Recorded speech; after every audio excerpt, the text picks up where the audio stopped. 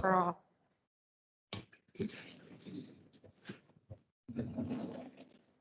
Julie, roll call, please. Mayor Mahler, Present. Counselor Gerson, Present. Counselor Trask, Present. Counselor Gorley, Present. Counselor Coleman. Present. Counselor Sanchez. Here. Counselor Richards. Present. Let the record show we have 7 present with no absent. Moving on. You have the process for online. You're going to go ahead and do it at this point, at this time.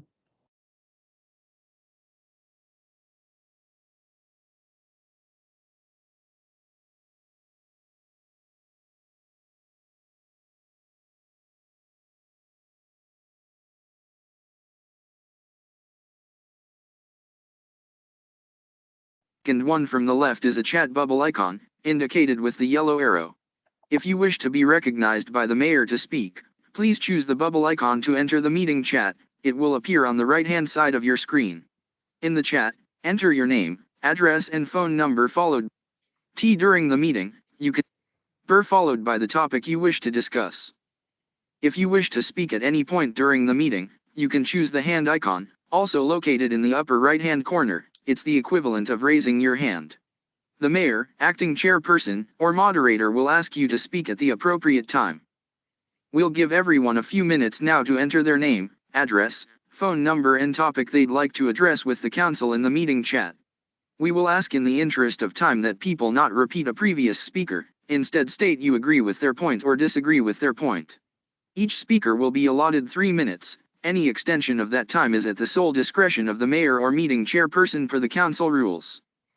Those joining by phone will be noted by the moderator for the mayor/chairperson. The fact the meeting is online does not excuse poor behavior, and the mayor does retain the right to have people removed from the meeting as stated in the council rules. Very good. Consent agenda. So moved. Just a clarification. Yeah, go ahead. In the minutes where we asked for the marijuana money to be set aside for the homeless, that 50,000, right? Part of that was requesting not to dedicate the rest of that funds, but to have access to that. And I think that's important if we try to get grants and things, but it's not recognized in that. It doesn't take it out of the general fund, but I think it should be reflected in the minutes. Is that okay? Makes sense. Is there any objections? I don't Okay. see a problem with that. Any objections? No. Okay, I guess we'll need a motion and a second with as amended. So moved. I'll second that. A motion and a second with amended. All in favor by roll call, please. Mayor Mahler, Yes. Counselor Gerson, Yes. Counselor Trask, Yes. Counselor Gorley, Yes. Counselor Coleman. Yes. Counselor Sanchez, Yes. Counselor Richards. Yes. Record show we have 7 ayes with no nays. Approval of consent agenda. Before we get started this evening, I have a very belated birthday. Counselor and my pro temp, Diane Gerson, it's her birthday tonight. So happy birthday. And I would like everybody at this time to sing her happy birthday. So all join in. Who's gonna do that? Everybody. No. Happy birthday to you. Happy birthday to you. Happy birthday, Counselor Garson. Happy birthday to you.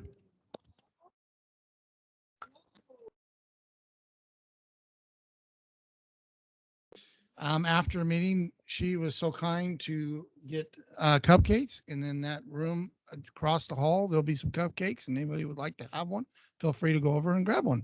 So again, happy birthday.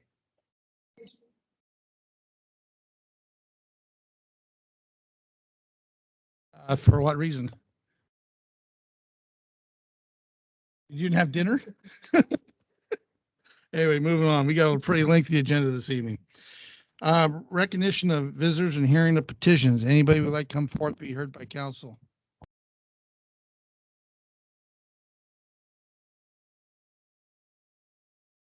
Okay. Moving on to old business. Sweet Home Sanitation presentation. Now we have somebody here this evening from Sweet Home Sanitation. Yes, Mr. Mayor, Brian White will be joining us here. Yeah, and I'll let him make introductions.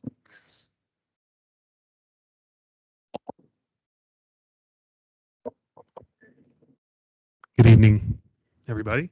My name is Brian White. I am with Sweet Home Sanitation. Sitting next to me is Michael Grove. Michael Grove is the new site manager for Sweet Home Sanitation, and he is here tonight to talk to you folks about some interesting things we have going on down at the transfer station at just down the street. How's it going? Nice to meet everybody. Yeah, we're talking trash. So, as everyone may be aware, our transfer station is a little undersized and we've been growing. We've been tracking our numbers. As of about 2016, we were doing 40 cars a day per average. Now in 2021, we're sitting anywhere from 90 to 100 cars per day. So we are pretty much literally out of room. But back in May, we were able to break ground, start tearing down some buildings, and we're adding an addition of a second scale. The idea is to have an inbound, outbound scale. It's going to get the flow moving a lot quicker. Hopefully a few less calls about cars being out there on 18th. That's always a tough one, but that's the biggest thing we've got going. Been doing it in about a month. Most concrete's poured and open end of July, beginning of August. We'll have it up and running. Every year we come to town about this time and just extend our thank you, and also if there's any questions, in prior years it's been about recycling. If you folks have any questions for us, we will do our best to answer them. Mr. Mayor, I have two questions. Do you have an update on the recycling and what recycling? Is there any changes to what you can receive? So at this point, there is no changes to what can be received. And what I will say, there is a bill at the state right now that is, I believe it's Senate Bill 5. I'd have to double check what the number is, but there is some major changes that could possibly coming down the pipe as it relates to a list that is the same across the entire state. So that's, a lot of the issues we've had with recycling is the confusion of what is actually recyclable. And then also in Lane County, a certain type of plastics is accepted, where in Lynn County it is not accepted, and so on and so forth throughout the state. So there is some changes. There is an attempt by the legislature to kind of put everybody on the same playing field, which we are very excited about. And then there also is a second attempt or a second idea. It's called extended producer responsibility. And what that is, the short story on that is to require or put a little accountability on the folks who create the plastics that are getting to the market, and force those folks to pay some of the costs of recycling. Right. So instead of addressing it on the back end of where this material is going to go, the goal is to address it on the front end before the material is made. So that is going through the House process right now. How long that takes, the earliest there'd be any kind of implementation at this point looks to be 2024, but there is progress. Excuse me. Yeah, that sounds like good progress. Yes.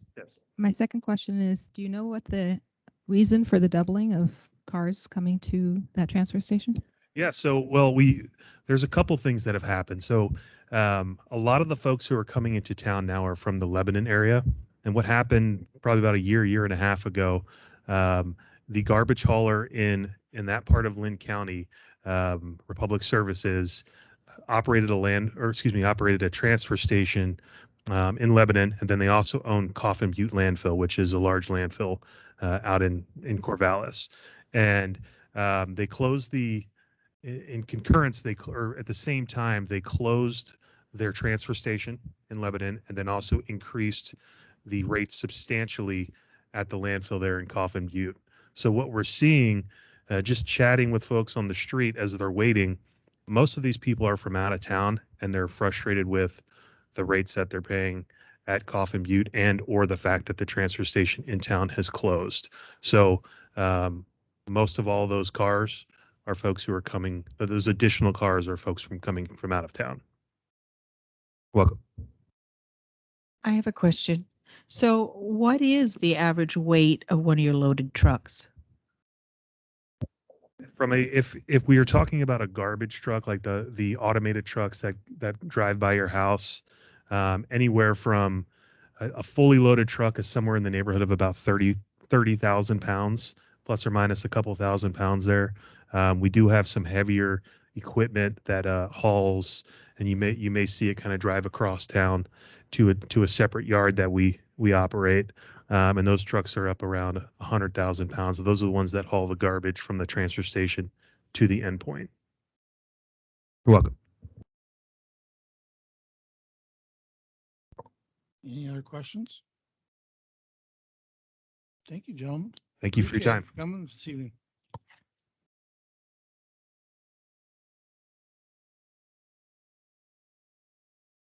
Next up, request for council action resolution number 14 for 2021 Oregon Jamboree.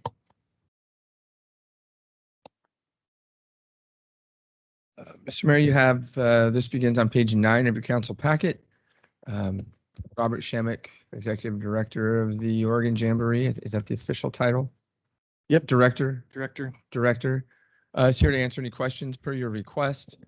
I'd like to emphasize Robert has been fantastic to work with through this process, and oftentimes trying to hit a moving target with some of the things going on, and he's got some great information to update you on tonight as well. Yeah, so first I'd like to just start out by saying thank you for letting us use City Hall this last weekend. We did our first ever drive-through wristband pickup, which was a really good success. We didn't really have any issues, had quite a few cars come through. Yeah, people really enjoyed it, and we enjoyed using your guys' facility. It was nice. So thank you. As you guys can imagine, this last year and a half has been a bit daunting for everybody, but for the Jamboree, it's been especially, I mean, it's hard to even explain what we've been through, just because we had, you know, almost 4,000 of our patrons roll their tickets from 2019 over to 2021. And so we knew we had to move forward. There was a lot of festivals and fairs that just straight out said they weren't going to do it, and a lot of them went bankrupt. A lot of them will go bankrupt. But you know, with us, you know, we've been doing it for 28 years. We knew we had to push through to our 29th year. I mean, the reality was, if we didn't, we wouldn't have another Jamboree. We just couldn't sustain for another full year of sitting around doing nothing, not selling tickets. So it's definitely been challenging, trying to put a plan together with everything that we plan on changes. And so at some point you almost want to just give up and just wait, but you can't. So we just got to keep pushing forward with our COVID plan. Every week we switch it up. We have to dig deeper into it, make sure that we're compliant. Even though our festival isn't tomorrow, we have to plan for our festival being tomorrow. And so, you know, it's been really interesting this year, especially with artist contracts. Some of the verbiage in the artist contracts I never thought I would see in my lifetime, but they far exceed any COVID restrictions that have been in place in Linn County. It's pretty incredible what we're having to jump through. Some of these contracts I sign, and my attorney goes, well, yeah, what else are you gonna do? You gotta sign it, you know, you gotta abide by it. So so it'll be an interesting year. I can't wait for it to happen, and I can't wait for it to be over at the same time. So I know you guys have some questions. Hopefully I can answer it. Some of them might be up in the air if it has to do with COVID, just because, you know, we're hoping for the best. And so, but yeah, you're more than welcome to fire some questions at me. And, you know, I talked to Ray you know, probably for him, unfortunately, but weekly. And the same with Jeff. We talk quite often and go through scenarios. And so it's really nice to have great team players. I sit down with Dave Behringer, and it's yeah, I mean, we work pretty good as a team, so I definitely appreciate that. Just out of curiosity, because I was having discussion with our city manager today regarding this. There was a little bit of a snafu. I take it that you know where I'm going with this. Yeah, I do. That it was going to be a wide open jamboree this year instead of limited. Can you tell us kind of what it's going to be, an overview? Yep. So we're currently sitting at 27% of our capacity, and that's 5,000. That's how many tickets we had sold. So when I had booked my last artist, which was Billy Currington, I told my marketing director, we're 100% go. Well, when I said we were 100% go, I didn't mean we're at 100% capacity. I meant we're 100%, you know, going ahead with the jamboree, and you know, our talent lineup is full. So the second she pushed send on that, oh man, I got a plethora of calls and emails and text messages, and I was like, oh my gosh. And so it's one of those things that you can't take back emails because we sent out like 30,000 of them. But on all of our social media, we've corrected it, and we just said that we're open again to selling tickets. As it sits right now, we could get to 50%. So that would put us, you know, at about 10,000 would be our 50% mark.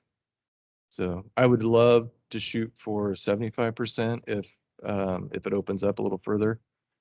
And that would be pretty much our max for this year, would be about 13,000 tickets, which is still, you know, somewhat below what we typically have.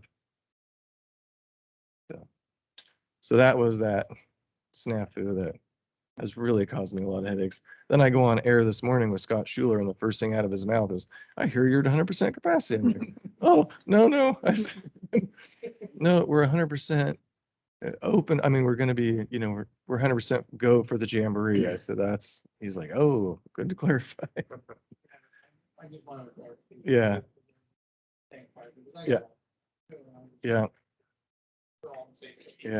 Yeah.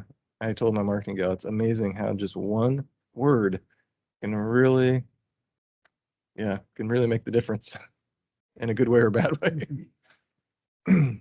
So. Questions of council? Mr. Mayor, so there was some questions about actually still, excuse me, shutting down 14th if we don't have as many people there as we did before in the last few years. Is that, you think that that's still necessary? So Jeff and Ray and I, we've talked about it, and I think just on our part, and hopefully for some of the residents that are there, we just put a limited, what was the sign you guys had? Local access only. Local access only. We're not going to have anybody out patrolling. Okay. As far as our security or National Guard or anything like that. So if somebody wants to drive through, they can. But yeah, I don't see a real reason to close 14th anymore. Okay, that's fine. At least for this year. It was just brought up and I just. Yeah. Okay, thanks. Any other questions? So, Mr. Mayor, I have a question. Robert, you don't have a question, right? Just one? Well, maybe Happy two. birthday. Well, first of all, I want to say that I think that your COVID plan for the venue sounds very, very well thought out, and hopefully people will be compliant for you. I guess my real question is with the campgrounds, and I know that according to the state, there are no designations, no restrictions for campgrounds. It does feel like they're pretty close together. It's a little, I'm uncomfortable with that, but I know you probably can't do anything about it. I'm just voicing my opinion on that. The other thing is that, at least in the proposal, it talks about blocking off 18th from Thursday through Sunday for alcohol consumption. Is that real or not real? So we put that in there not knowing what our, usually we have our Thursday night, we do our big kickoff party and it's free to the public. The unfortunate part about that is there's really no way to police that very well with just public coming in and out. It's hard to keep track of how many people are going in and out. And so we decided later in the game to not do the kickoff party this year. So we would still need to close down 18th Avenue, but not for a kickoff party, just for safety reasons. Okay, so you're basically not asking for permission to serve alcohol on the street on 18th. No, and we've done that for the last 2 years. Right. But this year, we have such a short amount of time to put the Right. jamboree on. We just decided we didn't really want to take any more work on. Okay, thank you. Yeah. And going back to the campgrounds, I've looked at all the Lynn County. They really don't have a COVID plan for their campgrounds. They do, but it's pretty limited. But we will be making rounds, cleaning the bathrooms, doing everything we can. We'll have handouts, to please self-distance. Yeah, and our campground, and some of them are a little tighter than others, but your typical ground is about a 25-foot by 50-foot swath of property. But most of them are kind of segregated by each RV, or so they kind of keep to their own areas. So we're hoping they're respectful of others, and I think we're late enough in the game that, as you know, you go to a grocery store now and you see somebody you don't typically walk up and give them a hug anymore. You stay. Right. It's awkward. It is a little bit, but you stay your distance, and just because you don't know what their space is, so we'll push it as hard as we can, but there's always those people. Well, it will be easier with the tents, I think, as far as tent camping is concerned. The RVs are another whole issue, Yeah, but yeah. yeah, I appreciate that. Thank you. Mr. Mayor, I got one more question. How are the vendors doing? How are you getting a pretty good number of vendors? Well, we are getting a decent number of vendors. Unfortunately, the workforce right now is no good. So a lot of our repeat vendors, like Oregon Barbecue, they've been a vendor of ours forever. They just can't get any employees to man the jamboree, and so they're really struggling. Peggy's actually been trying to send people that that either are volunteers or that we know that can work jamboree, send them their way so that hopefully we can get a few more. But at this point, we have 16 or 17 actual food vendors, which is down a little bit, but it'll be great for the food vendors that are there. They'll definitely be busy. And then a couple of the merch vendors backed out due to either a scheduling conflict, or it's just been a tough year for all those vendors that all they do is festivals and fairs. And I personally know quite a few of them that have just completely went bankrupt, had to find different jobs. And so that's always tough because they're really great people and they've been a part of the jamboree for, some of them have been coming for 29 years. And so to have them not at the jamboree, it's kind of like missing a little piece of your family there. So, but we do have some really good food vendors for sure. If you're hungry for some fair food, here it comes. Any other questions? Okay. Thank you, Robert, for being here this evening, answering questions. Yeah. Well, thank you guys. It's been, Thank you very much for everything you do. yeah, oh, absolutely. It's challenging, but someone's got to do it, right? Keep up the good work. Thanks. Thanks, guys. That said, I need a council directive. Mr. Mayor, I make a motion to approve the application of resolution number 14 for 2021. I'll second that. Motion second by roll call, please.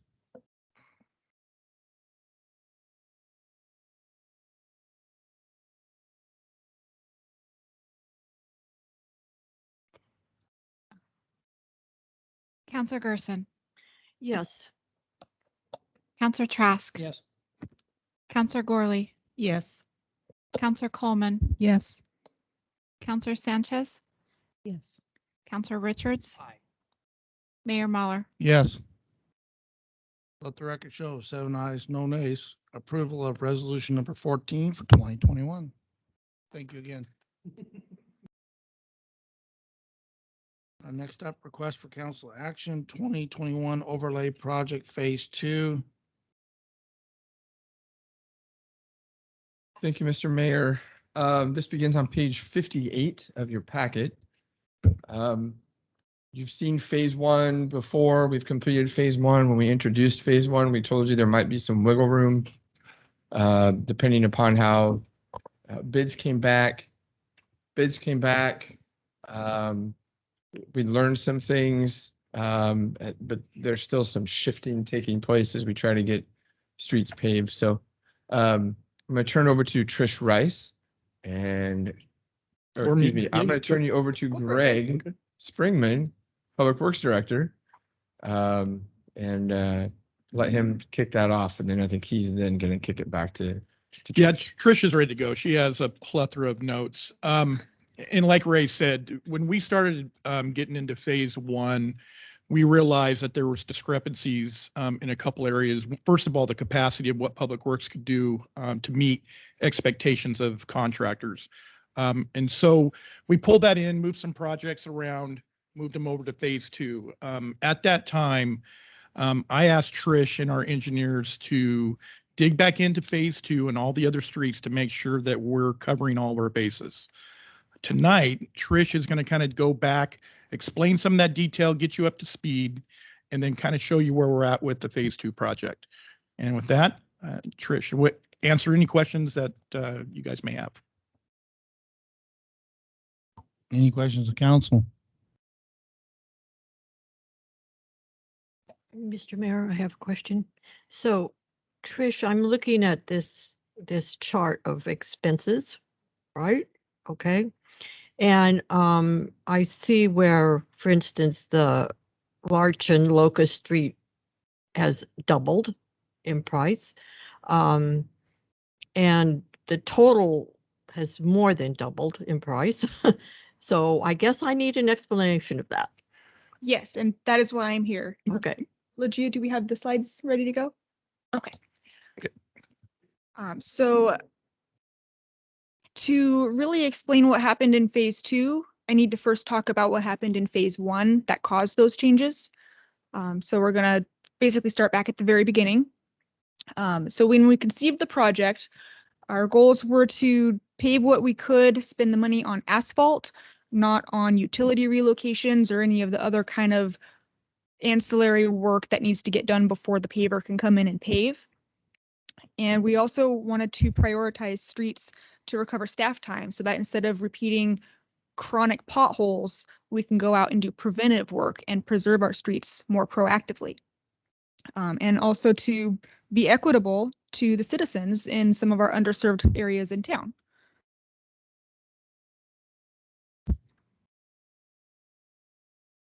So we made our priority list. We identified the streets we wanted to do this year, and we broke out the project into 2 phases because we had the concerns about the ODOT, IGA, and how long that might take, and we didn't want to delay the entire project. Next slide, please. So the streets that are circled in red, that's what we had planned for phase 1. And next slide, that's what we had planned in phase 2. Phase 2 had more smaller streets. Phase 1 had more whole neighborhood kind of streets. Next slide. So here's kind of a timeline of how we got to tonight. We conceived the project, we split it. Phase 1 went through design and bidding. We had some lessons learned during that bidding process, so that affected phase 2. Then we awarded the contract and did our site walk with the contractor and determined which schedules and streets we were actually going to do with the money available. and had some more lessons learned, which then had another round of influence on phase 2. Phase 1 is now complete. That work is done. And next slide. So phase 1, the winning bid was about $194,000. The questions that had come up from contractors during bidding helped us realize that we had some issues in the plans regarding where the pavement was going to be 2 inches thick, 4 inches thick. So we made those adjustments for phase 1 and phase 2. When we walked the job with the contractor, it turned out that we had imagined in-house staff doing this much prep work, and the contractor had imagined us doing this much prep work. And to reconcile that, the quote, well, for our staff to do it, we just didn't have the capacity to take on as much as it turned out was needed. We asked them for a quote, what it would take to add that to the project, and it was cost prohibitive. It would have totally blown the project budget, and it would also have not been fair to the bidding community who didn't have the opportunity to bid on that additional work. So we pared down phase 1.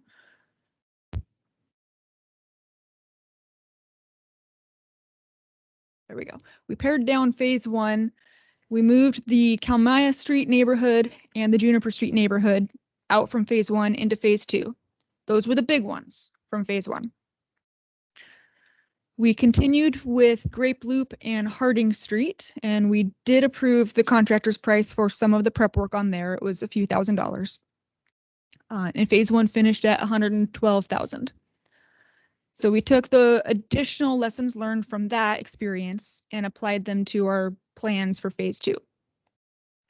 So this is what happened. Phase 1 had planned on doing 4 schedules. We chopped 2 of them. We did 2 of them. And it worked out great. Thankfully, there were no major issues once construction got started. It proceeded smoothly, it got done quickly, and the neighbors are quite pleased.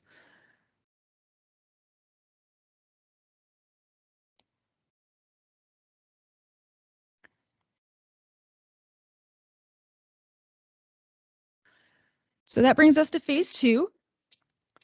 We had estimated it, we budgeted for it, we incorporated these rounds of lessons learned, and now we're at about double what we thought it was going to cost us.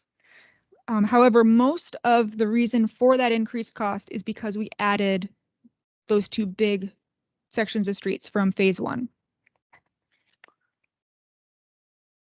So in blue here, this was phase 2 in the red, and now in blue is what we added from phase 1. And in the table, phase 1 streets, the Kalmaya and Juniper neighborhoods, that 245 and that 116, and then the additional change in the mobilization for extra traffic control, that comes to 450, 500. So that's most of the reason for that change. There were a few other smaller changes throughout the rest of these streets. You see all of the numbers changed. Some of that had to do with paving thickness. Some of it had to do with prep work, shoulder rock. To Councilor Gerson's question specifically about Larch and Locust, we caught an error in the plans where the ADA ramps on the corners hadn't been estimated in the first revision. And those tend to be about $5,000 each, and there's 4 of them. So that's why that went up.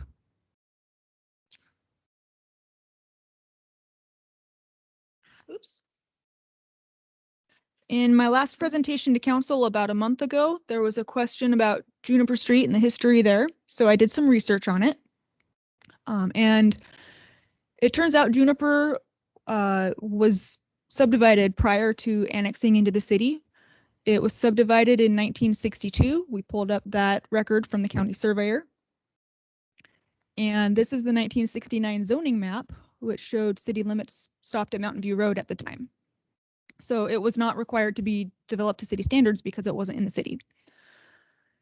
Later in the early 70s, the Foster Midway annexation happened in preparation for the sewer project, and the size of the city about doubled because it went from Mountain View Road all the way out to the point.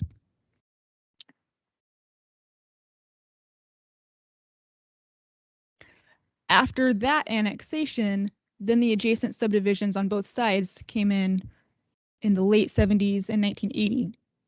So at the time of annexation, Juniper Street was just another gravel road that we acquired, just like dozens of others on the east side of town. And we have also since then put hard surface on quite a few of those streets. So we did quite a lot of oil matting, I believe in the 80s and 90s. And that's basically a light duty, cheaper version. It's not asphalt, but it's hard. It's cheaper. It doesn't last as long, but it works for dust control. The streets that are highlighted in orange are streets that we have oil matted. And these ones circled in green are streets that we've paved since I've been here, so that I'm aware of having paved recently. An example, we did 9th Avenue and Birch Street. And we did Quint Street and 13th after we finished that water line. So we've also just gotten to this point that Juniper is so bad, the whole town knows about it. We need to just fix it for our own reasons. We can't keep spending the time chronically fixing this chronic street. We really just need to recover that staff time and put it to better use on proactive work. So what's next? We lost my place in my slides, sorry.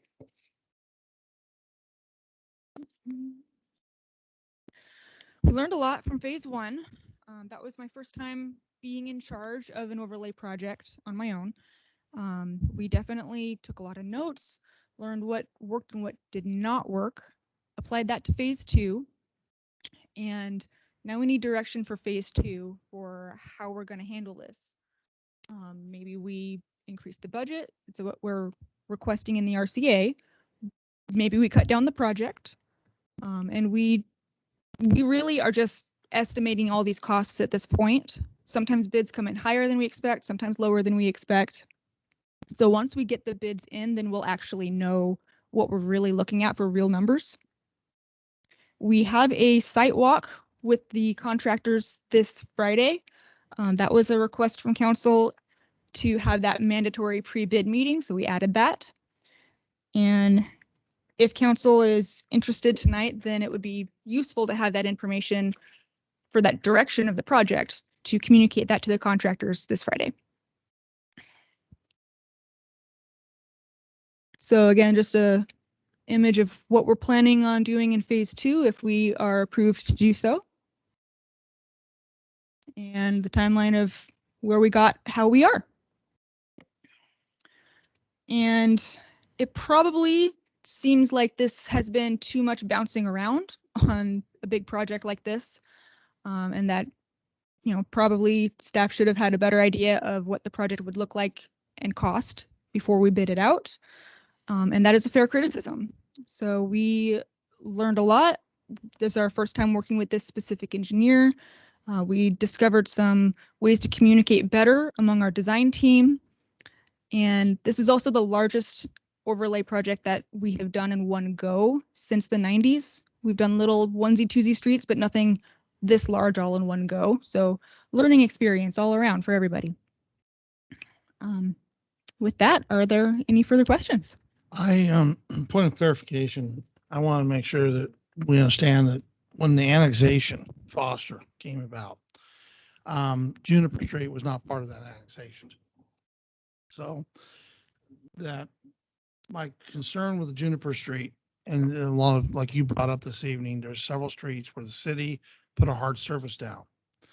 I was on the council and when we've had some of these hard discussions, and some of those streets should never have had a hard surface put down at all. It was just dust control, kind of putting a Band-Aid on an artery cut is why they did it.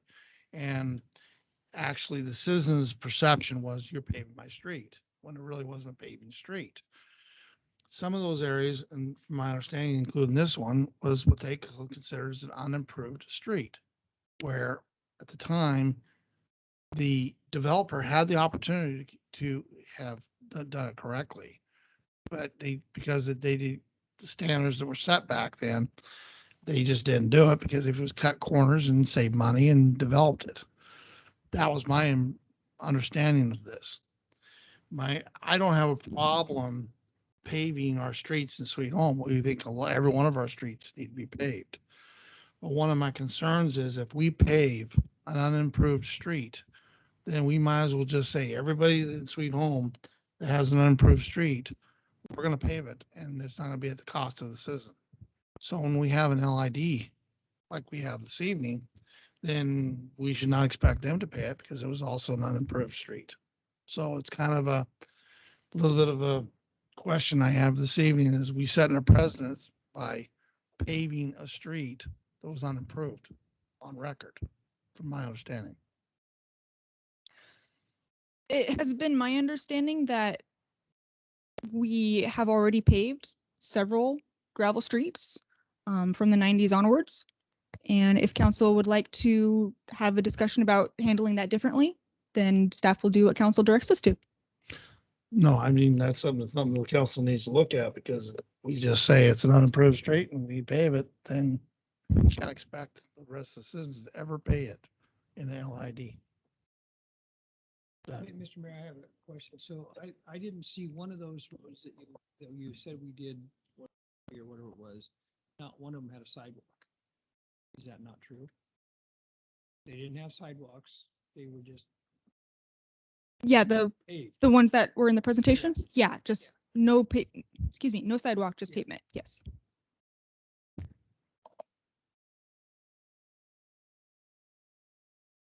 Council.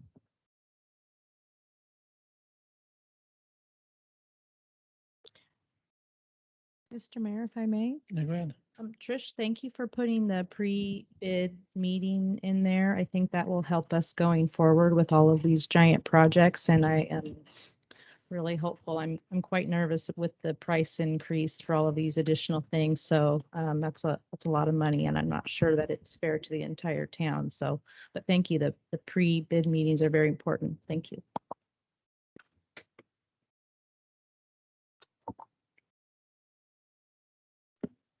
Questions of council?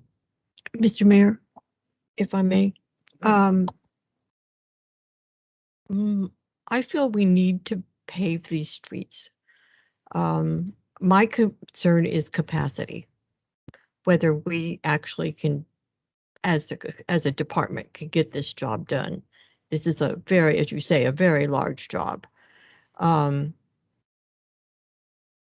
think streets in the town need to be paved. I've been after this for 5 years, right? You've heard me yell and scream about it before. So I don't have a problem with that. I just have a problem with whether or not we could actually do it.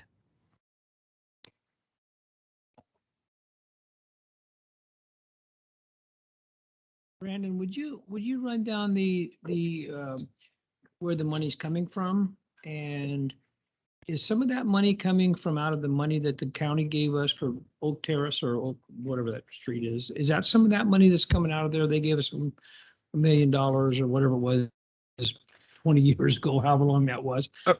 Are we talking about money for this project that we're discussing? So a majority of the funding is coming from, what is it, a state grant of sorts? It's The a ODOT federal fund exchange. where we're yet, I think it's 94 cents on the dollar. Anyways, we'll call it free money to the city. Most of the money is coming from that. So we're not actually tapping into any city funds with the existing project as it stands, what phase 2 was before these changes.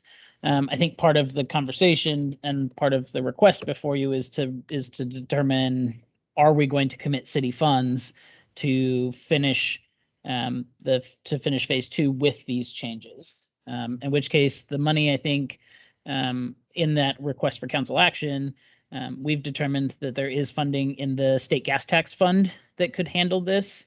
I also heard mention of potential, there's some sidewalk work maybe on some of these. Only the corner ramps, which is mandatory. So we have set aside money for some of those ADA conversions for some of our sidewalks and corners.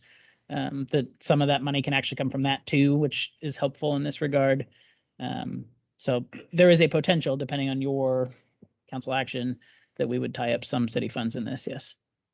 But it wouldn't come from the county funds. Okay, that the county money that we got 20 years ago. That's Correct. okay. All right, thank you. I'm not, yeah. Mr. Mayor, if I may, one more. Can you refresh my memory about when the money has to be spent by, or you're gonna lose it? We don't lose the money, but the exchange rate is changing January 1st. It's going from 94 to 90. Yeah. So to maximize the money we get out of that fund, it behooves us to spend it this year. And you think that you can get that spent with this project, and we need to add a little bit more, right? Mhm. So we don't lose some of that money next year. Mhm. I want to say roughly, last time I checked, and Brandon can double check, there was over $600,000 in that exchange fund. I want to say 640 something off the top of my head. We'll double check that number. We budgeted 600. Okay, so we budgeted 600 to do that job of those funds. Mr. Mayor, could I clarify a little bit too? One of your questions, Councilor Gerson, related to capacity. And Greg and Trish will correct me if I'm not phrasing this correctly. But one of the things we've learned through phase one is that we really don't have the capacity to help in these projects at all. And so as we move to phase two, all of it would fall on the contractor. So our staff wouldn't be involved other than, I think, Trish doing inspections, ensuring that they're meeting all of the criteria, asphalt thickness, appropriate widths, measurements, volumes, those kinds of things. Other than that, city staff, we'd be able to do our normal maintenance routine. We did a lot for phase one, and it affected other pieces and things we normally do to prepare for summer, as we were trying to prep for phase one, and we just learned we just don't have that capacity. So every part of this, other than Trish's time and Brandon's time tracking down funds and bills and whatnot, would actually be on the contractor. So theoretically should not affect our capacity at all.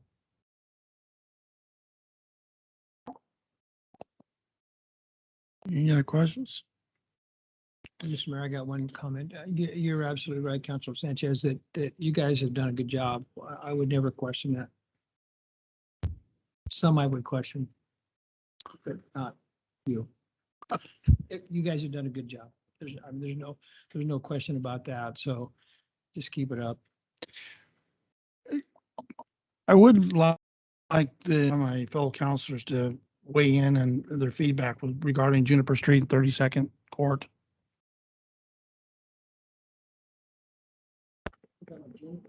Juniper Street. About or Mr. Mayor, sorry, about Juniper. I know a lot of people on Juniper, and I do not feel like they would be the happiest if we did end up doing something like a lid proposal. Because I remember when the last one that we were just talking about, the last meeting, it came up. They were they kind of thought that the city ever paved their road. That may have possibly happened too, and it seemed like they were really against it. So I don't know how that would go over with the residents, but we could always see. Okay.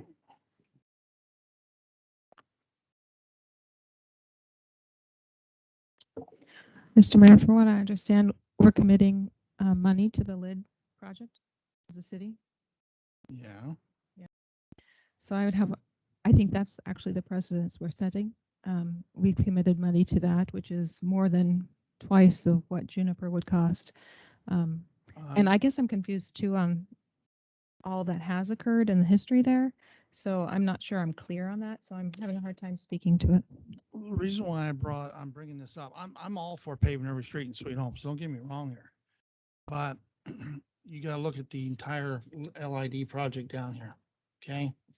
So we're paying our small, in my opinion, a small portion on this LID. Okay. Now, if you go and look at how much it's going to cost to pave all of those streets. Now we're asking those citizens down there to pay for them streets, paving. Okay. That was unimproved streets.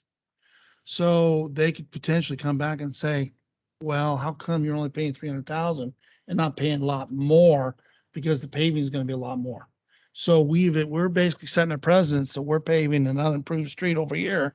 When you have an LID down here, we're only paying 300,000. But in reality, we'd be paying a lot more if we're paying for that paving down there. That's why I want to know clarification, because technically, what's the difference? So if the citizens come back and say, whoa, you paid for their paving, but you didn't pay for all my paving. So you see that you can't look at just 300,000. You got to look at the whole picture, because you just got done saying, I'm going to pave their street, even though it's a smaller portion. Well, what's the difference between your paving all those unimproved streets down here? So I guess I want that clarification for my mindset before I approve something.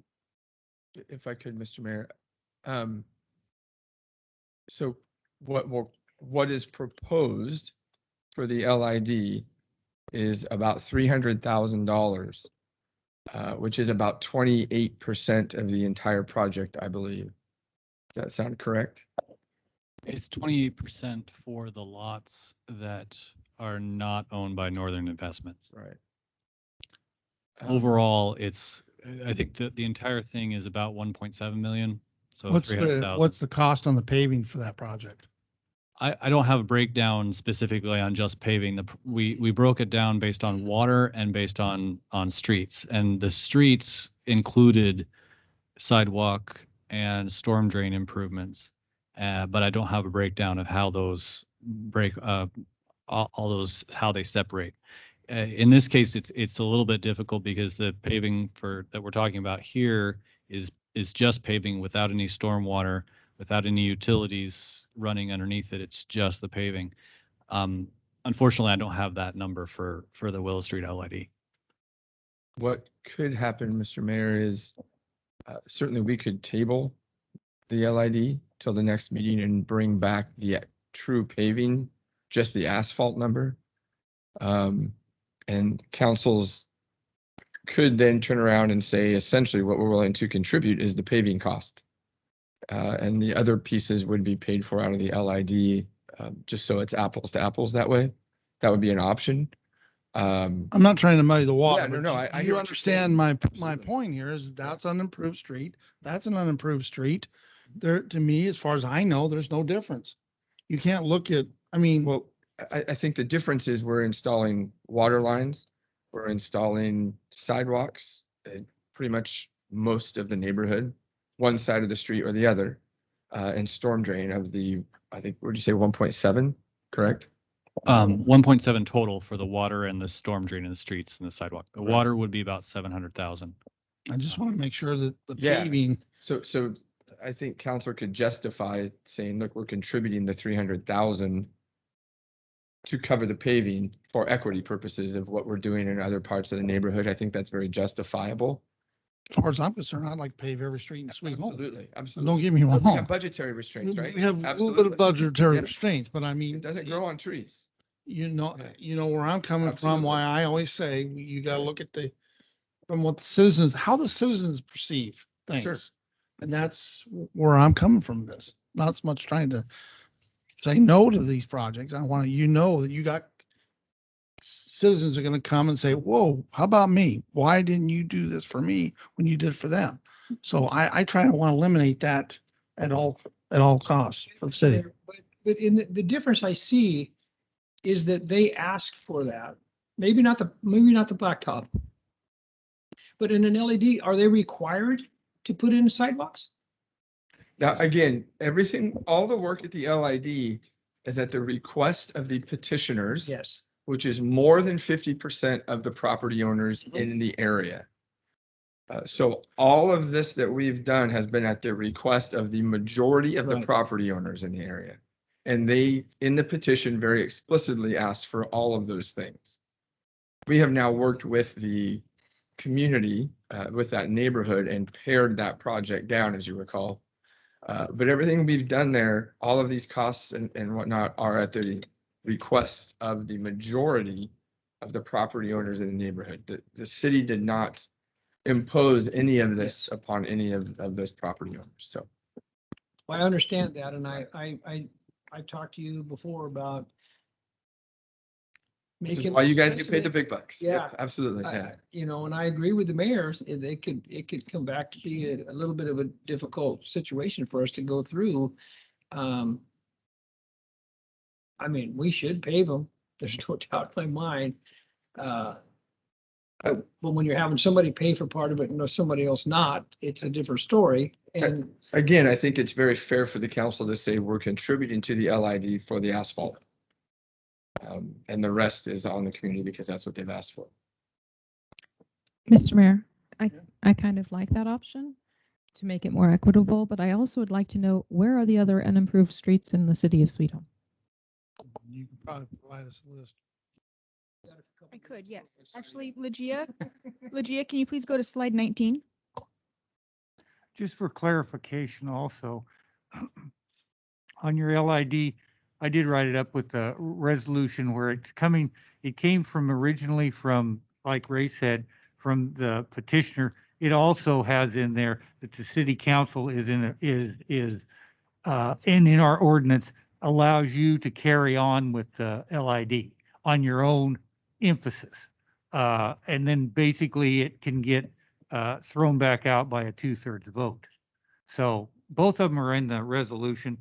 The other option, of course, is you do the other side of the equation by cutting out the streets you're talking about and going back to an LID.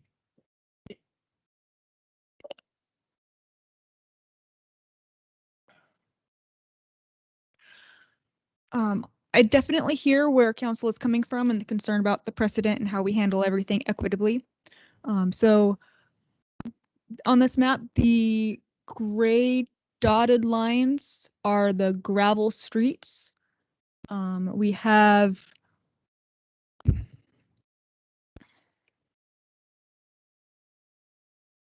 looks like mostly towards the edges of town.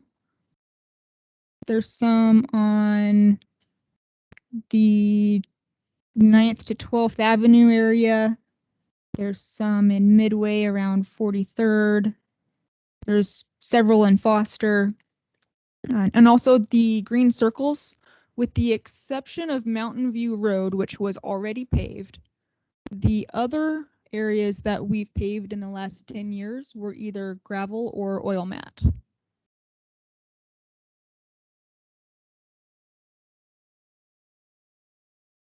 One question I would have, and just as a curiosity, let's say and I'm, like I say, I'm all for paving the streets. I'd say, let's pave them all, let's move on. Capacity was a little bit of a question. I want to make sure we can do it all. I'm all in agreement with this, but my biggest concern is the presence. So now, let's say we go ahead and we pave Juniper Street and we make it fair, equitable with the LID that we're talking about. Now, let's say we go ahead and pave the rest of the unimproved streets on the city's dime. Okay. Now, obviously, if you pave it, if they don't have, what's going to happen to the water and sewer lines? Who's going to pay that? Once you pave it, I mean, they're installed, but I mean, if there's an old line or a bad sewer line or something, who's going to pay the tab on that? Is that still all be on the city? I mean, I want Or replacing those old lines? Yeah, just when you're going to pave that street, is that everything going to be on the city? Replacing the old water and sewer lines is already on the city because we already own those lines, so it's our duty to maintain them. We only pave the roads after we've evaluated which ones need utility work and which ones don't.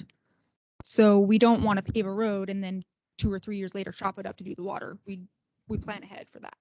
I understand that, but how about sidewalks? And I mean, if you pave a street, you say, okay, this is an unimproved street, I'm going to pave it this year. Is there anything that these folks are going to have to pay anything out of their pocket in the future for anything? So what's the difference between that and LID? I mean, other than water sewer lines, but sidewalks, and they come along and say, I want sidewalks. And so, I mean, I'm just want to make sure. Yeah, no. So the sidewalks is kind of a whole nother issue. There's a little form that appears in my box every now and then that Trish knows I despise. And we've talked about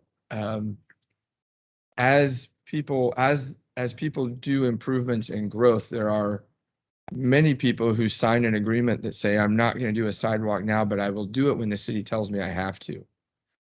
And one of the projects that's fairly low on Trish's importance scale, but that we've tasked her with, is to take and map all of those agreements so that once we see on a map, there's a neighborhood or a street that has a lot of these, then we start talking about, hey, we're going to do the sidewalks. We're going to give you some time. Probably 2 years from now, it'll be our intent to complete sidewalks throughout that neighborhood. So there's strategies for sidewalks, certainly, but I think they're separate from. So it's in a future LID for just sidewalks only? I believe you could do an LID for sidewalks only. I defer to Robert. I think that is true. I don't think you have to have specific things. It just has to be improvements. You want improvements, and that's what you need. That's what you do the LID for. Right. I just And asked that's these questions. basically, and that's basically what Ray's saying. In the future, if these things come together, then you can talk about them any which way you want, but basically they'll be done on an LID. I just want to make sure nothing comes back on the city in the future that. So, What Mr. is- Mayor, if I may, I think we're missing a piece of the picture here, and that is that staff has to continue to fill potholes and continue to repair worrisome streets that are falling apart that we could improve and thus save staff time. Am I correct on this? Yeah, absolutely. And material costs. And material Yeah, costs. ongoing rock and other materials. Yeah. And I trust, because you're so thorough on this, that you've done the homework on this in terms of the streets that are really needing these repairs and are not have lots of water leaks, et cetera, right? Okay. Yes, Juniper Street and Kelmaya Street are the worst offenders for staff time. Okay, thank you. Mr. Mayor, if I may. So I feel like I hear you saying, and I'm just going to say it, you just don't want the city to have liability or litigation because we're going to try to do unimproved streets. And I also know that Councillor Trask used an example that he had to pay for paving on his street and he didn't like it. So I think we probably ought to not pave unimproved streets, especially when we're trying to get through a LID proposal right now, is what I think the mayor is saying. You are absolutely correct. But like I said, I'm all for paving streets, but we have to be careful. It's a concern. I'm just trying to protect the city, folks. And that's why we're here.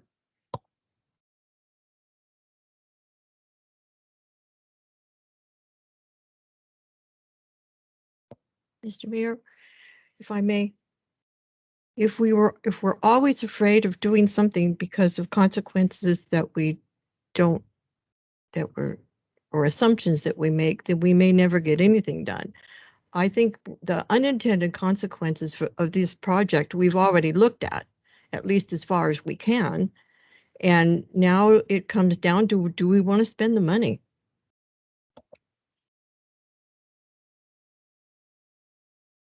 If I may, Mr. Mayor, add to this.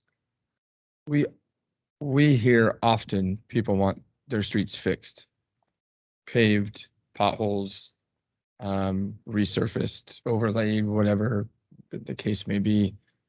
That's not a new issue for staff to hear.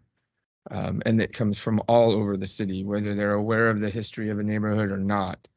It's a consistent theme that we get from the community of their displeasure of the condition of our streets and roads. If people want to, and this is just my opinion, want to line up at our door because they want their street paved, that's a good problem to have, in my opinion, and we would, certainly following council's directive of how they're prioritized or not prioritized, budget allowing, we want to start doing as much road work as possible. In my tenure here, I think we as a team have accomplished a lot of good things. Unfortunately, a lot of it's not real visible to the public except for Sankey Park. A lot of it's been underground. It's been sewer plant, water treatment plant work, planning, preparation, staffing. And I take that back. We're in a beautiful building, which is something people can see. But if I have a regret as the city manager, it's that we haven't done enough paving. I think it's probably I'm not going to say the number one, but probably top 3 complaints that we get is the condition of the roads in our community. I personally feel very comfortable if people come and complain about not getting their roads paved or the condition of their roads, explaining to them that we are doing everything we can as fast as we can while trying to look at the big picture of, is there water line or sewer line work that needs to be done first so we're not cutting into a brand new street, and that we have budgetary restraints, especially when it comes to streets, and especially with COVID over the past year, cutting into gas taxes and the trickle down revenue we receive from the state. So I guess what I'm saying is I'm happy to field those complaints if that's the case. And fielding complaints is something that we do often. It certainly isn't going to be a change for us. We get input often. So I'm happy to take the heat for that if that's the concern of the council. And if you get phone calls at home, you can give them my number at any time. But I just would like to share that the condition of our street is a huge concern, I believe, of our community, and is one of the top things that we hear about from the community members. Mr. Mayor, I got one more comment. I'm going to say yes on this, but we better be prepared. We better be prepared because it could come back and we could have some issues with the other part of it. So, and I agree. Well, I didn't like paying for my street. I didn't, but I'm sure glad it's blacktop now because it was a gravel road. But yeah, I think we should move it. And I have those concerns too, that we got to do something, you know, and if we're going to lose 4% of money we got from the state, we probably shouldn't let that go. Okay, so is what we're asking this evening is for phase 2 to approve the entire list. So the option is to approve this entire list, or you as a council can make a motion in a second to remove any one of these from items off that list. So that's something to keep in mind too. Or there has to be a motion in a second if you want to remove anything off that list. Mr. Mayor, I'll make a motion to direct staff to prepare option 3 for the road construction. I'll second that. I have a motion and a second for option 3. By roll call, please.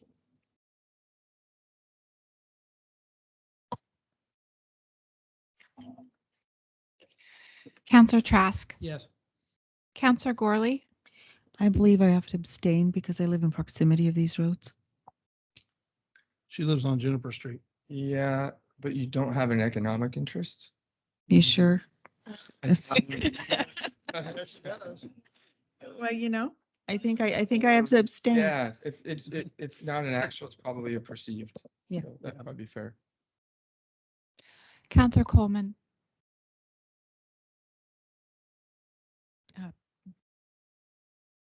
No. Counselor Sanchez, No. Counselor Richards, No. Mayor Mahler, no, as the list presented.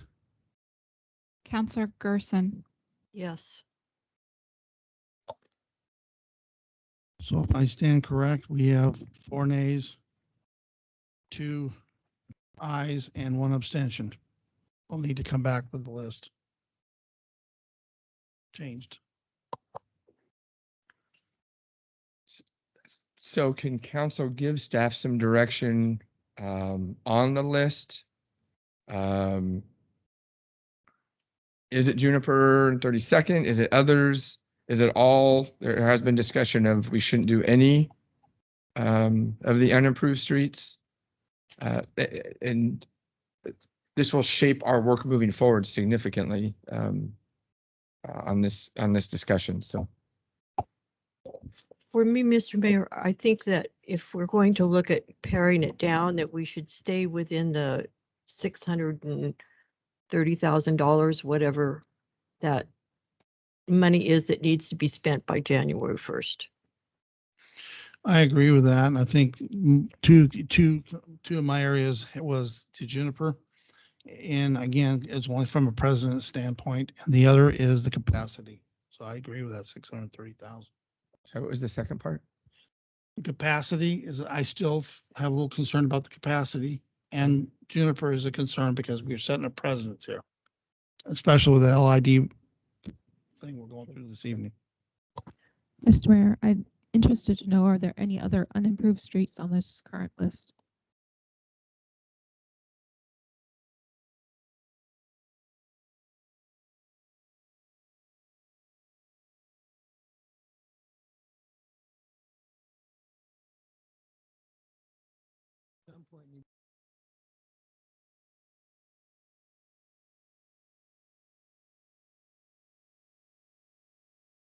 Yes, Councilor Coleman. Schedule G, Locust Street and 54th Avenue is oil matte.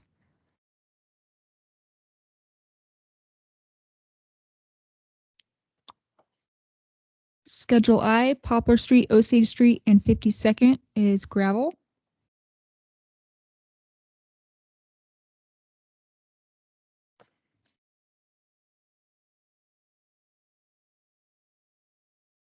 Schedule J, Vine Street is oil matte. Schedule K, Poplar Street west of 9th Avenue is oil matte. And Schedule L, 13th Avenue and Osage Street is gravel.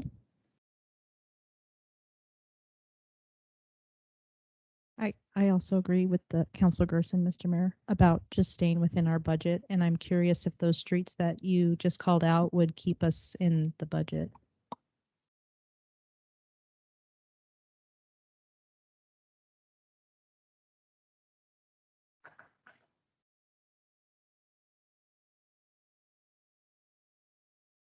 Because to be quite honest, it could still probably go over budget once they have a site inspection before they bid.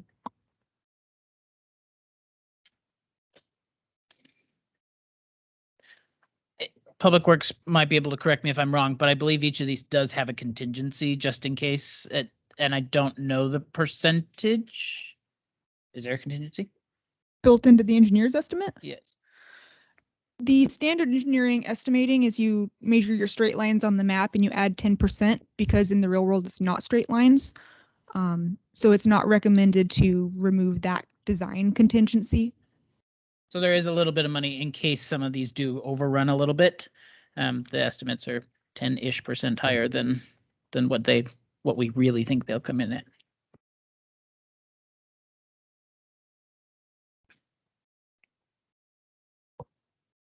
Any other feedback from council?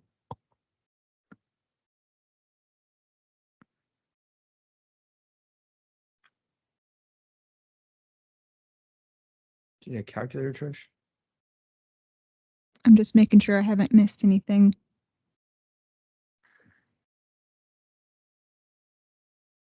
I missed Schedule F, 42nd Avenue is also oil matte.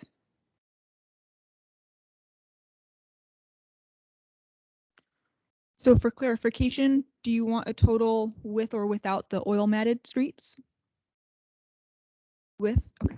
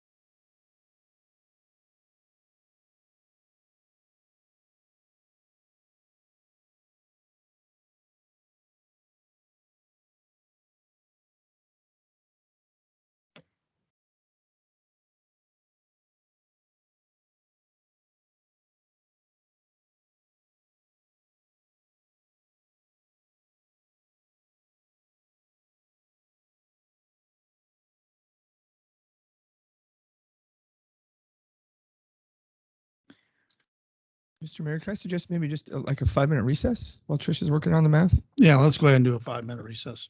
I agree with So it. we're not all staring at her as she's trying to.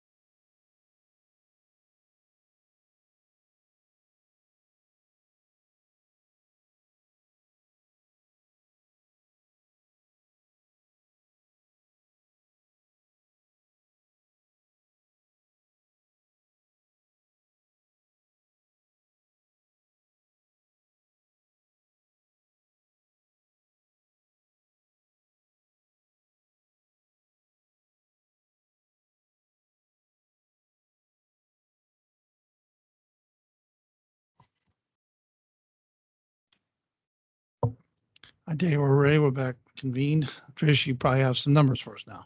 I do. Thank you for the recess. I wanted to make sure I wasn't fat fingering something on the record. So taking out Schedule C Juniper, Schedule I Poplar Osage and 52nd, and Schedule L 13th and Osage, that comes to 656,000. The mobilization will also drop a little bit because there will be less traffic control. but that's about where the estimate would land. So you kept A. Yes, I kept A.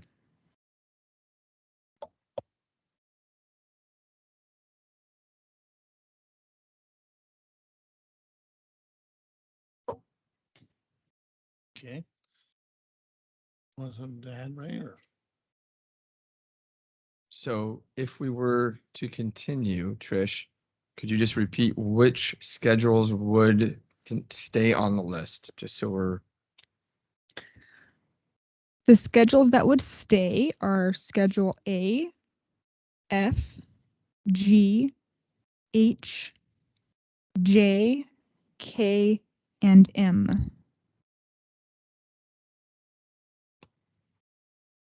A, F, excuse me, G, Mm-hmm.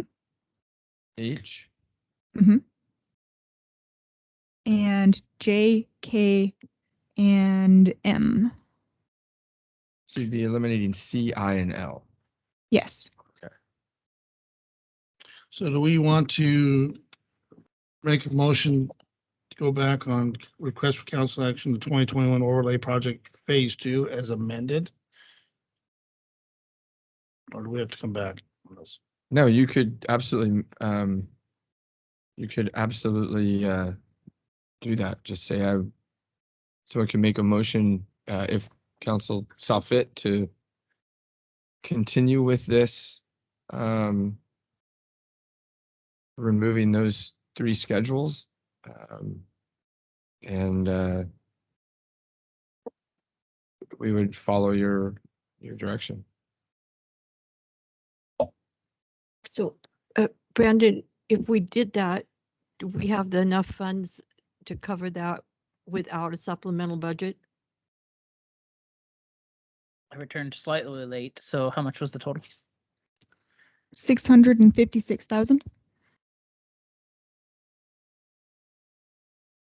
The mobilization will be slightly less too. She took out $116,000 portion of that. Yes, we would have current authorized budget, so long as the budget is adopted later, to make that happen. Okay.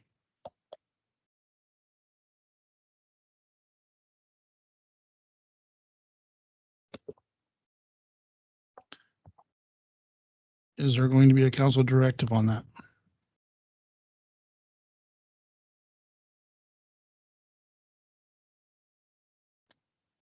So is that where I say make a motion to accept as amended with those streets off of the list? Correct. I have a motion. I'll second that. Motion and second for 2021 overlay project phase 2 as amended. Roll call, please. Mayor Mahler, Yes. Counselor Gerson, Yes. Counselor Trask, Yes. Counselor Gorley, Yes. abstain. Okay. Don't Yes, have to thank update you. anymore. It was Thank you. amended. Counselor Coleman, Yes. Counselor Sanchez, Yes. and Counselor Richards. Yes. Let the record show us 7 ayes and no nays approval of the 2021 overlay project phase 2 with the amendments of CI and L kept off the list.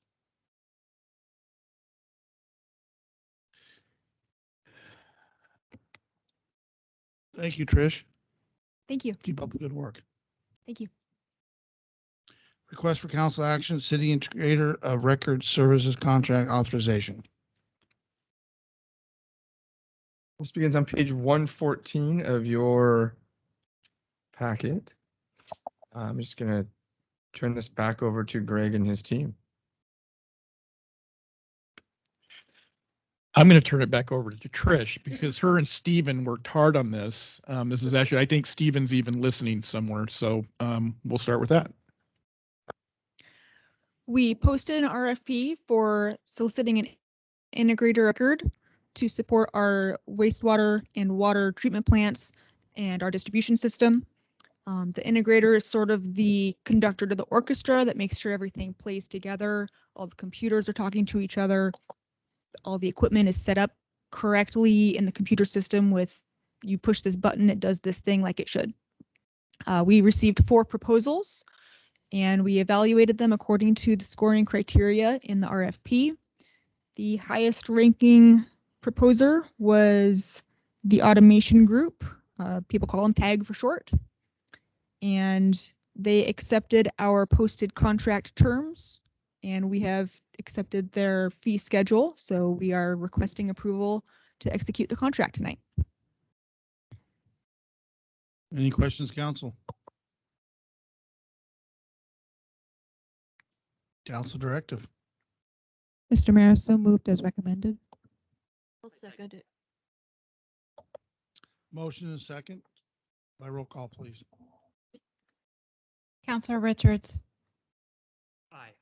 Counselor Sanchez, Yes. Counselor Coleman, Yes. Counselor Gorley, Yes. Counselor Trask, Yes. Counselor Gerson, Yes. Mayor Muller. Yes. Let the record show we have 7 ayes with no needs of approval of the city integrated record service contract. Request for council action resolution number 15 for 2021, adopting the budget for 2021, 2022, making appropriations and levying taxes. This begins on page 179 of your packet.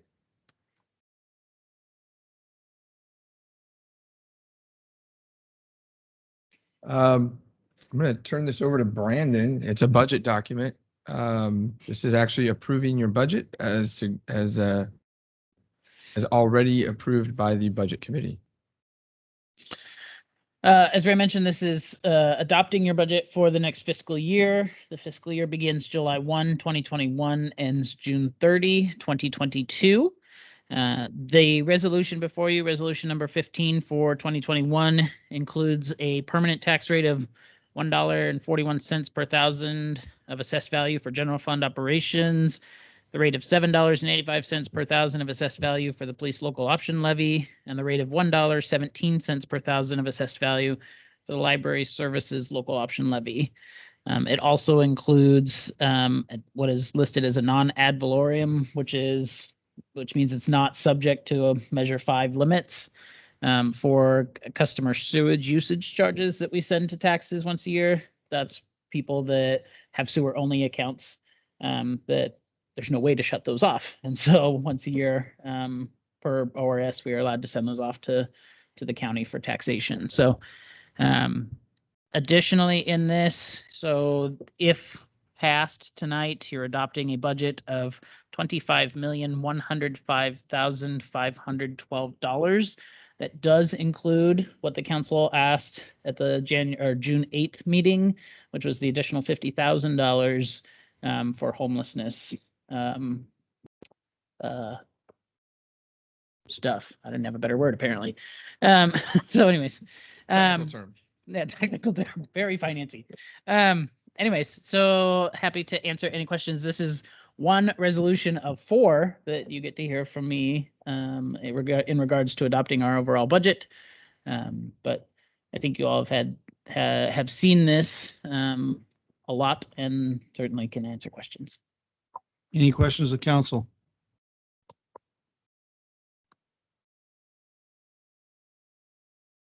Council director. I second it. Motion second. By roll call, please. Counselor Trask, Yes. Counselor Gorley, Yes. Counselor Coleman, Yes. Counselor Sanchez, Yes. Counselor Richards, Yes. Mayor Muller, Yes. Counselor Gerson. Yes. Let the record show that it's 7 ayes with no nays. Approval of resolution number 15 for 2021. New business, request for council action, resolution number 16 for 2021, declaring the city's election to receive state revenues. Housekeeping item that I'll turn over to Brandon again, page 185 of your packet. I'm back. So in order to receive state shared revenues, there are 2 resolutions that must be passed tonight. One that states our declaration to elect to receive those revenues. The other one is to certify that we provide certain services as listed in the Oregon Revised Statutes. which qualifies us to receive those funds. So this resolution, resolution number 16 for 2021, is the declaration of the city's election to receive state revenues. Step 1 of 2. So, Mr. Mayor, I move we adopt resolution number 16 for 2021. I'll second that. A motion is second by roll call, please. Counselor Gorley, Yes. Counselor Coleman, Yes. Counselor Sanchez, Yes. Counselor Richards, Yes. Mayor Mahler, Yes. Counselor Gerson, Yes. Counselor Trask. Let the record show we have 7 ayes with no nays. Approval of resolution number 16 for 2021. Request for the council action, resolution number 17 for 2021, certifying the city provides 4 or more services. Another housekeeping item, page 188, as Director Nish just explained. Per ORS, it dictates or states that we do offer 4 services as required.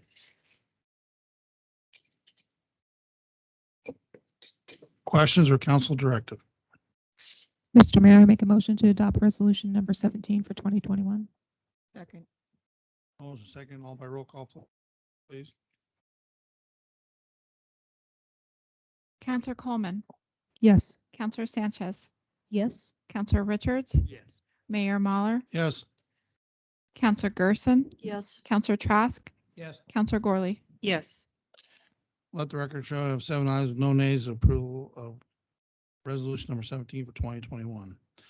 Request for council action, resolution number 18 for 2021, certifying compliance with ORS 745B related to marijuana sales inside city limits. Thank you, Mr. Mayor. Page 191 of your packet, if you're following along. Essentially, this just is exactly what it says. It certifies that we are compliant with ORS and related to marijuana sales inside of our city limits.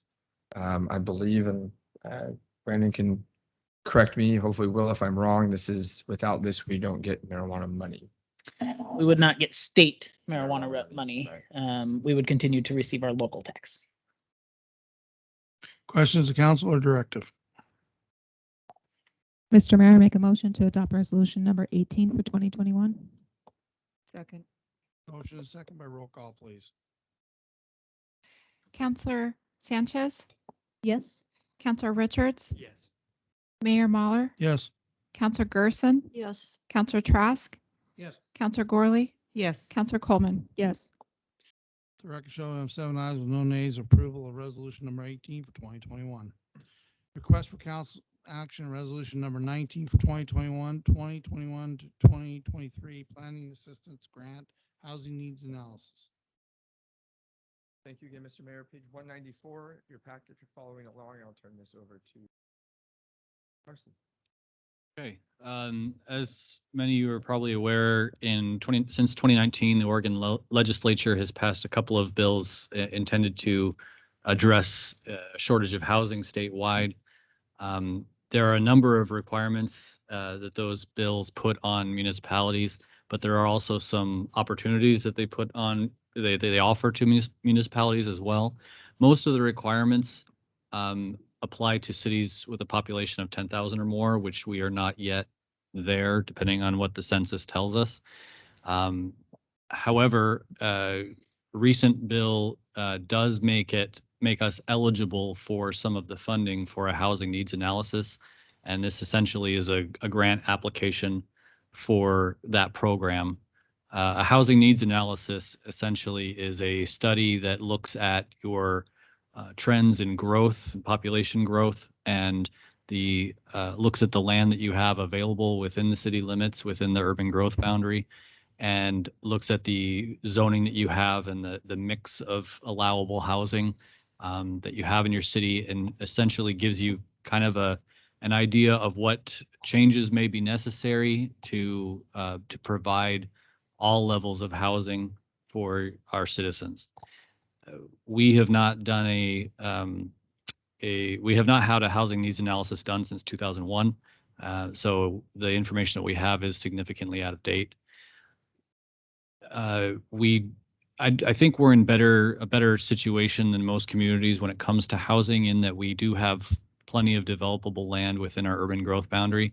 However, we don't have good data regarding the mix of housing that we should be zoning for and aiming for. And that's one of the reasons why I recommend that we do try to get a housing needs analysis done, because we simply, there are a lot of different types of housing, multifamily, higher density, single family, townhomes, cottage clusters, all sorts of different ways of providing housing that provide products at different affordability levels.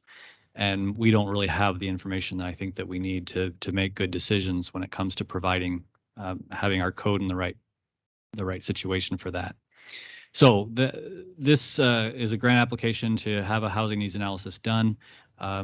We are, by the recent bill that makes us eligible for this funding, does apply to us the requirements for housing needs analysis. So essentially by taking a grant of this type, we would be putting ourselves in that category, and we would need to make sure that every 8 years or so we update it to ensure that we still have continued good data. Yeah, so the requirements are: we conduct a housing needs analysis, we inventory the supply of buildable lands available within our urban growth boundary to accommodate the estimated housing needs, and that we adopt measures necessary to accommodate the estimated housing needs, and then we update that housing needs analysis on a regular basis, but not more than once every 8 years. So I can take any questions. Essentially, what your vote tonight would be is to pass a resolution and authorize us to submit the application. Questions or council directive? Mr. Mayor, I have a question for Blair. Bullet point number 3 says adopt measures necessary to accommodate the estimated housing needs. Do we have a list of what that would be expected of us? So you don't have that until you do the analysis. Essentially, what you're saying is that you would, and it's not going to be just one option available to you. So the housing needs analysis is going to say you don't have enough middle income housing. Maybe you need more townhomes, or you need some cottage clusters, or more medium density housing. And it would give recommendations on what to do to accomplish that. And that would be things like adjust your code to allow that middle density housing, have more areas that are zoned for that purpose. Perhaps it might look at multifamily housing and changes that it would suggest we make to our code to allow more multifamily housing in certain areas. Essentially, it's just a commitment to make those tweaks in our code that would make that housing possible. So, Mr. Mayor, we don't actually build the homes. It's people who are investing in their homes and developers that do that. So the real benefit to us would be in how we zone things. So the benefit to us, the benefit of the housing needs analysis, yes, is one of the tools that we have to get to the problem. Housing is driven by supply and demand, but there are also constraints on housing when it comes to the rules that cities have regarding those uses. So some cities have density requirements, or they promote a lower density as opposed to a higher density. Some cities, there are a number of things in our code that would impact housing. I don't think like I said, I don't think we have as severe a problem, but we do have a lack of information. And so the way this would help us is essentially making sure that we have the products that developers would want. Because there are people out there that want to build housing and they want to meet this demand, but they're looking at the market and what people can afford and what they can afford to build. And so they see a housing needs analysis like this, and they see the city doing something, and there are opportunities that it presents to the private market on what they can do. So those are some of the ways how it's valuable. Thank you. Mr. Mayor, if I may. I'm just slightly concerned that we might be jumping the gun a little bit on this because we don't have the census data. And I'm concerned that it would put us in a bind for single family homes and home builders for those type of homes. So is that something that we need to be concerned about? So the housing needs analysis would probably not even get started until we had that census data available. And the housing needs analysis is not necessarily going to dictate that we have to do one thing as opposed to another. It's going to look at our growth patterns, the growth that we have to look forward to in the next 20 years, and it's going to look at the economics of our area. And so the recommendations are going to be based on those things. Market demand is a big part of that. And so it's certainly not going to say, no, you can't have any single family housing anymore. It's going to look more at the mix of housing. And again, it's not committing the city to one thing or another. It's providing the data, and what we do with the data is kind of up to you and staff as you direct. So the main thing that if there's a downside, it's these requirements that we are basically committing ourselves to. The bullet points there in the RCA: conduct a housing needs analysis to estimate housing needs for the next 20 years, inventory the supply of buildable lands, adopt measures necessary to accommodate the estimated needs, and then update that housing needs analysis regularly, not to exceed once every 8 years. Those requirements right now do not apply to us. They apply to cities with a population of more than 10,000 people. If we apply for a grant and receive the grant, then we're committing ourselves to, we're basically applying those requirements to ourselves. We're committing to, or the state is basically saying those requirements are going to be applied to us, even though we don't have 10,000 people in the city. So that's the risk, but this is good information to have regardless. So that's a fair point, yes.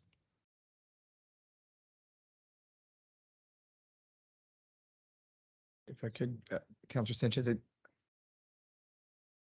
I think we're going to be very close to that 10,000 mark anyways. And if we aren't this year, I would venture to guess that within the next 2 years, we will hit the 10,000 mark, according to the University of Portland's estimates.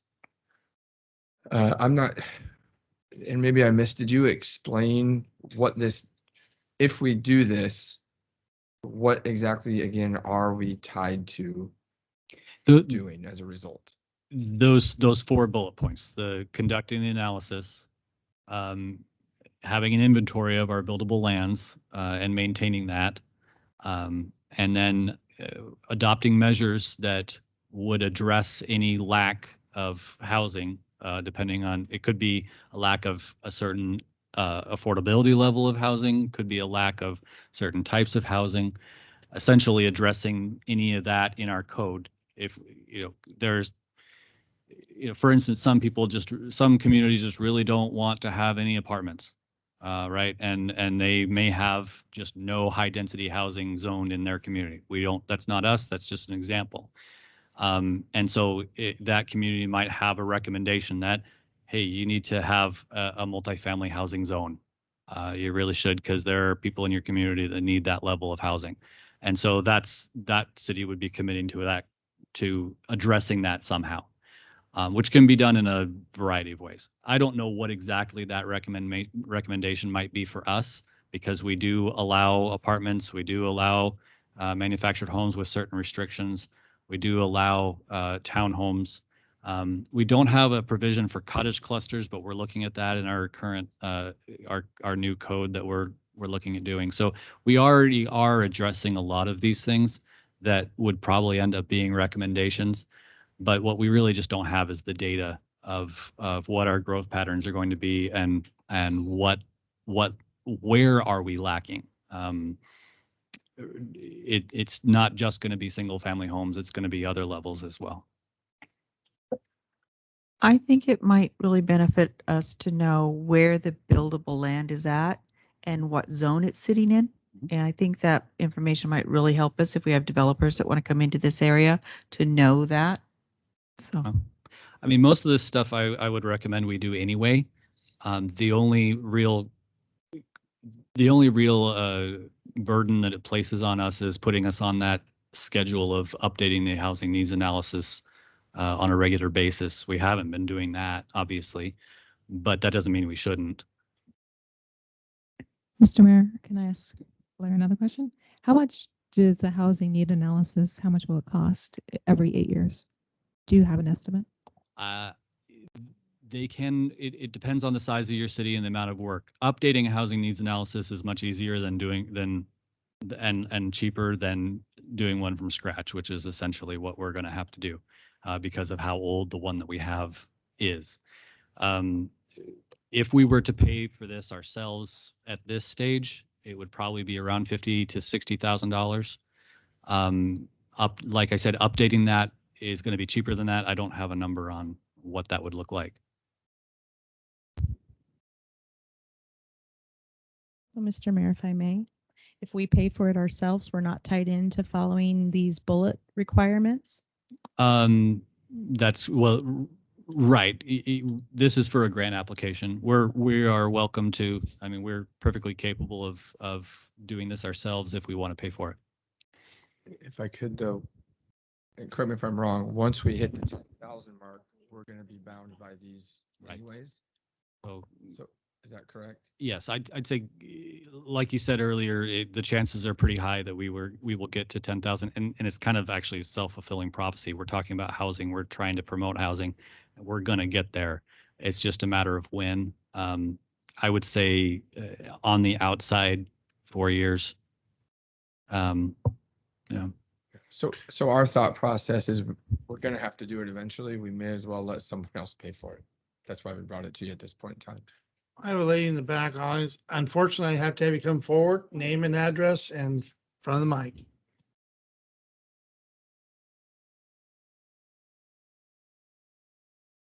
My name is Mary Massey. I live at 1214 Cessna Court here in Sweet Home. Thank you. I didn't understand the protocol before I came that I had to submit questions before, so I really appreciate you doing this for me. I just looked over the agenda and the attached documents before coming here, and this one concerned me. And I think it's because of the adopting the measures. And I was wondering, I know I only have 3 minutes, but is there any way we can pull those bullet points up here? I know you said there were 4 bullet points. I'd love to see them. But so I have a question for you, if that's okay. Sure. Okay, so that is, it's mandatory when we reach 10,000 to get it done. Correct. Do we have to have the state, this one that you're proposing to have done, or could it be done with option 4? I know I saw option 4 was we just do it locally. Wasn't that an option that was in the documents today? In the request for council action, there's a option 4 is direct staff to research other options. Right. So that's what I'm here to think, that maybe we should go that option. So the mandatory piece, right? Is it mandatory that we have to have this housing needs analysis done by that state? So right now it's not mandatory because we don't have 10,000 people yet. Right. Once we hit that, it will become mandatory. Essentially right now with this grant program, it's an opportunity to get it paid for without a hit to the city's finances. And it puts us on that track where we will need to update it regularly, but that's a track that we will be on within the next 4 years or so anyway. I don't think I'm articulating my question correctly, so I apologize. So after we hit that 10,000 mark, this housing needs analysis, if we did option 4 and kept it here locally, will that satisfy the state's desire? No, we have once to do we this hit 10,000, we will have to do this. And it's a tool that cities all across Oregon already use, and it just hasn't been used as much as the legislature is asking us to use it. Unfortunately, I just came from a town where we were more than 10,000, and I've seen the result of what happens. The housing needs analysis. So it's no matter what, 10,000. And there are more requirements that apply at 10,000 than just the housing needs analysis. The housing needs analysis is just one component of it. Mm. But other communities that have reached that 10,000 mark, they have to do things like allow, well, let's see, I think duplexes have to be allowed in single family neighborhoods.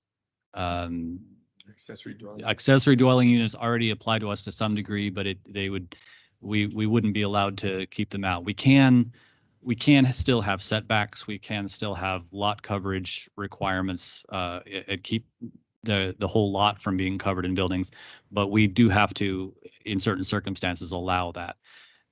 Keep in mind also that this just means that it's allowed to happen, doesn't mean that the market is necessarily going to make it happen. You know, if you have a fully developed neighborhood and there aren't any lots, it's hard to get a duplex in there, because there's no lots to build that duplex on. Somebody would have to tear down a house and then put up a duplex, if it was a sufficient sized lot, so forth. So it's a slow moving thing, but it's moving nonetheless.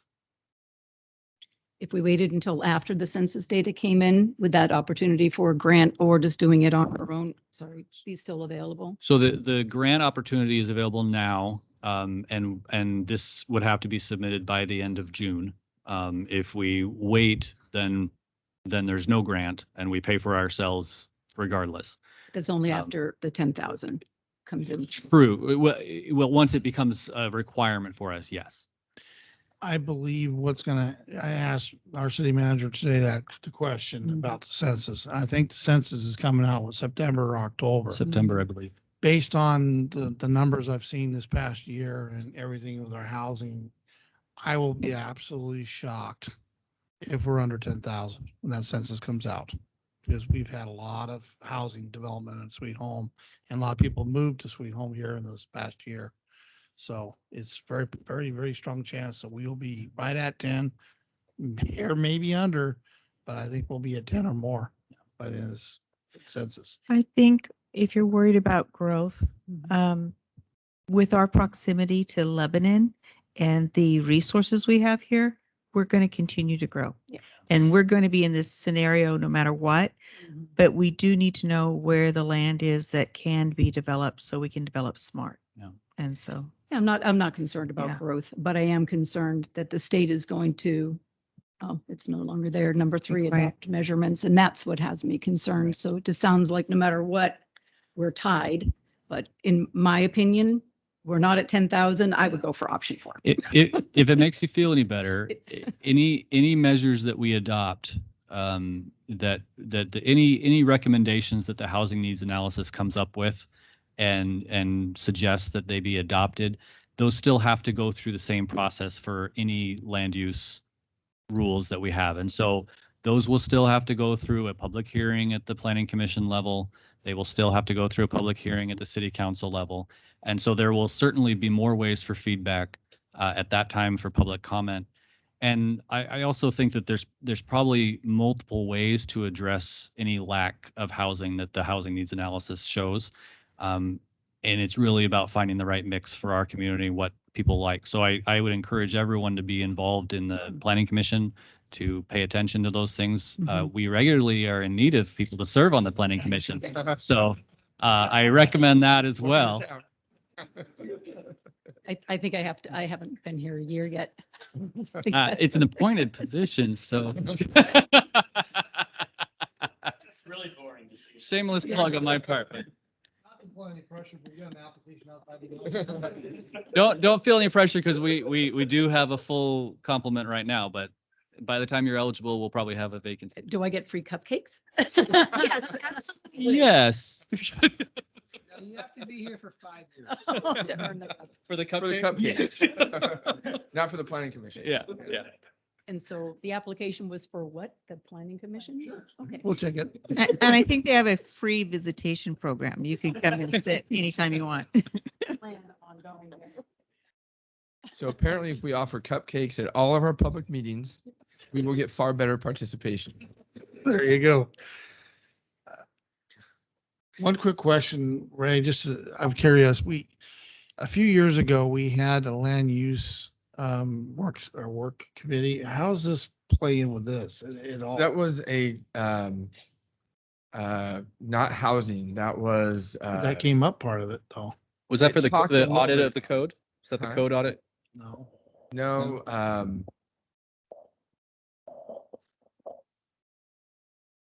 it was it was not a housing need analysis. It was a just overall. Was that the economic opportunities analysis? Yeah, economic opportunities analysis, which It kind of included- led towards that a little it bit. did That's- have some of that and some suggestions as far as what our overall land needs would be. So yeah, so it's usually a 20-year horizon for that. That's basically the same thing only for employment lands.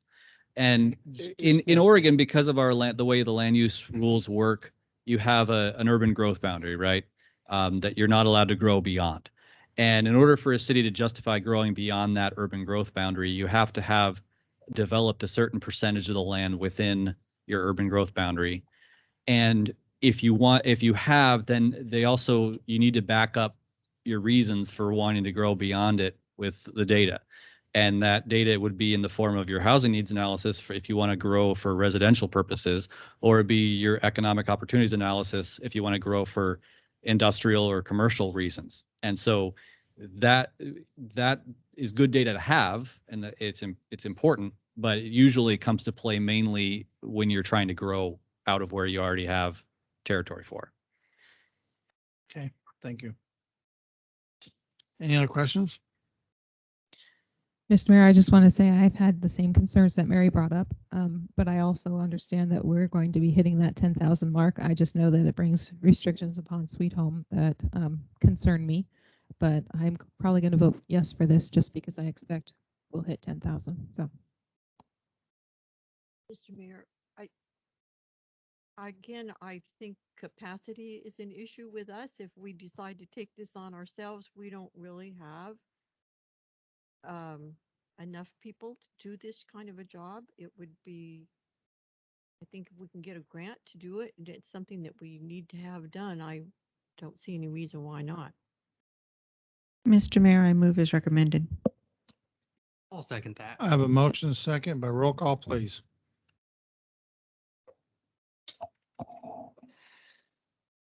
Counselor Sanchez, No. Counselor Richards, Councilor Richard, what was that again? Mayor Mahler, Yes. Counselor Gerson, Yes. Counselor Trask, Yes. Counselor Gorley, Yes. Counselor Coleman. yes. Let the record show 5 ayes with 2 nays, approval of resolution number 19 for 2021. Moving on now to ordinance bills. Ordinance number 3 for 2021 in the matter of Water Street sidewalk, curb, gutter, and storm drain improvements for Willow Yucca Street neighborhood LID with potential and expediency clause. I'm going to need a motion and a second, and then we'll have a brief discussion afterwards. If we want to move this forward.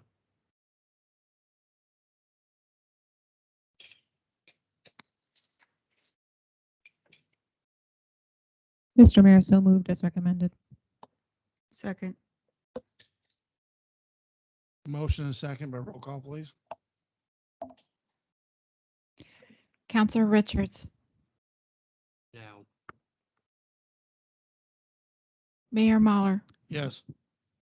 Counselor Gerson, Yes. Counselor Trask, Counselor Gorley, Yes. Counselor Coleman, Counselor Sanchez. No. Let the record show I have 5 ayes with 2 nays, moving this forward with first reading this evening. Because we moving it forward with an expediency clause and did not have a majority. So we cannot do the expediency clause to see. Is that the way I understood that? No, Two separate things. two separate things. Okay, You can't, clarify. we'll separate them again. You can't, the opportunity to read it for a second time tonight is not there by your vote here. That's what I wanted to And, clarify. but the expediency clause just has to do with cutting the 30 days off of the end after you read it and passed it for the third time. You don't have to wait a 30-day period. Okay, I misunderstood. That's okay. So, and staff requested the expediency clause, and we were requesting the second reading just to compress the time frame in order to go out and take advantage of low interest rates. There's some indications that they're a bit volatile at this point in time. And so if this is going to pass, we want to be able to lock in the lowest interest rates as possible. So that's why we've asked for the expediency clause on the end, which you have just approved, which means we do not have to wait 30 days after it passes. The second reading is something staff would request again for the same reasons. But that would, as Mr. Snyder explained, that would, to do a second reading tonight by title only, would require a unanimous decision to do so by the council. I understood the 30 days. I misunderstood the second reading junction. So on that particular question, you passed it now to read it for the first time. You could also, that doesn't negate the second question. Do you want to do it? If all of you agree, you could have a second reading. If all of you agreed to it. Okay. And Which that may not be, potentially, you may vote one way on one and one on the other. It's two different questions. but that could potentially save us money. Well, I it saves you agree. 2 weeks. Yeah. Yeah. Thank you. And it's just 2 weeks Possibly earlier money. that we could lock in a lower Yeah. interest rate. Okay. So at this time, I'll open it up for discussion regarding ordinance number 3. Mr. Mayor, is this where we need to discuss whether the money that we are contributing to the lid goes solely to asphalt? So, you have already adopted that in the first reading. So, not sure, Robert, maybe you can, should we be doing the first reading and then having discussion? Since they've adopted the first reading? Well, what I got out of it was they.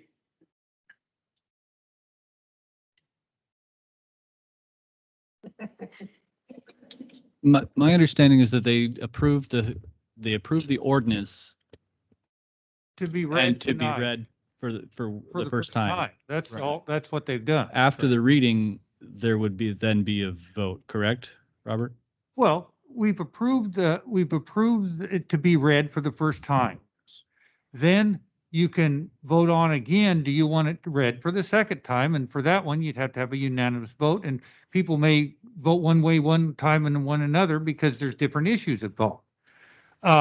If that happens, then we read it by title and we're 2 down. Your question is, just like any other ordinance, we can read it the way it is right now, and if the discussions come up, Blair, by the second reading, can have possibly that sort of thing in there in a new section or a revised section for the second or third, depending on how reading. Before it passes, have it the way you want. So I think proper can amend it. protocol would be to have the first reading at this point. Right. You read it we've all agreed on, did you read, well, not all, you had a Right. vote, a quorum and a majority vote to read it for the first time. And you get that done, and then we can move on to the second reading if we want it, and then we can have a discussion on if you want some amendments to it. There we go. Does that make sense? Clear as mud to everybody? Okay. So we'll go ahead and conduct the first reading. First reading. Correct. Right. Okay. Yep.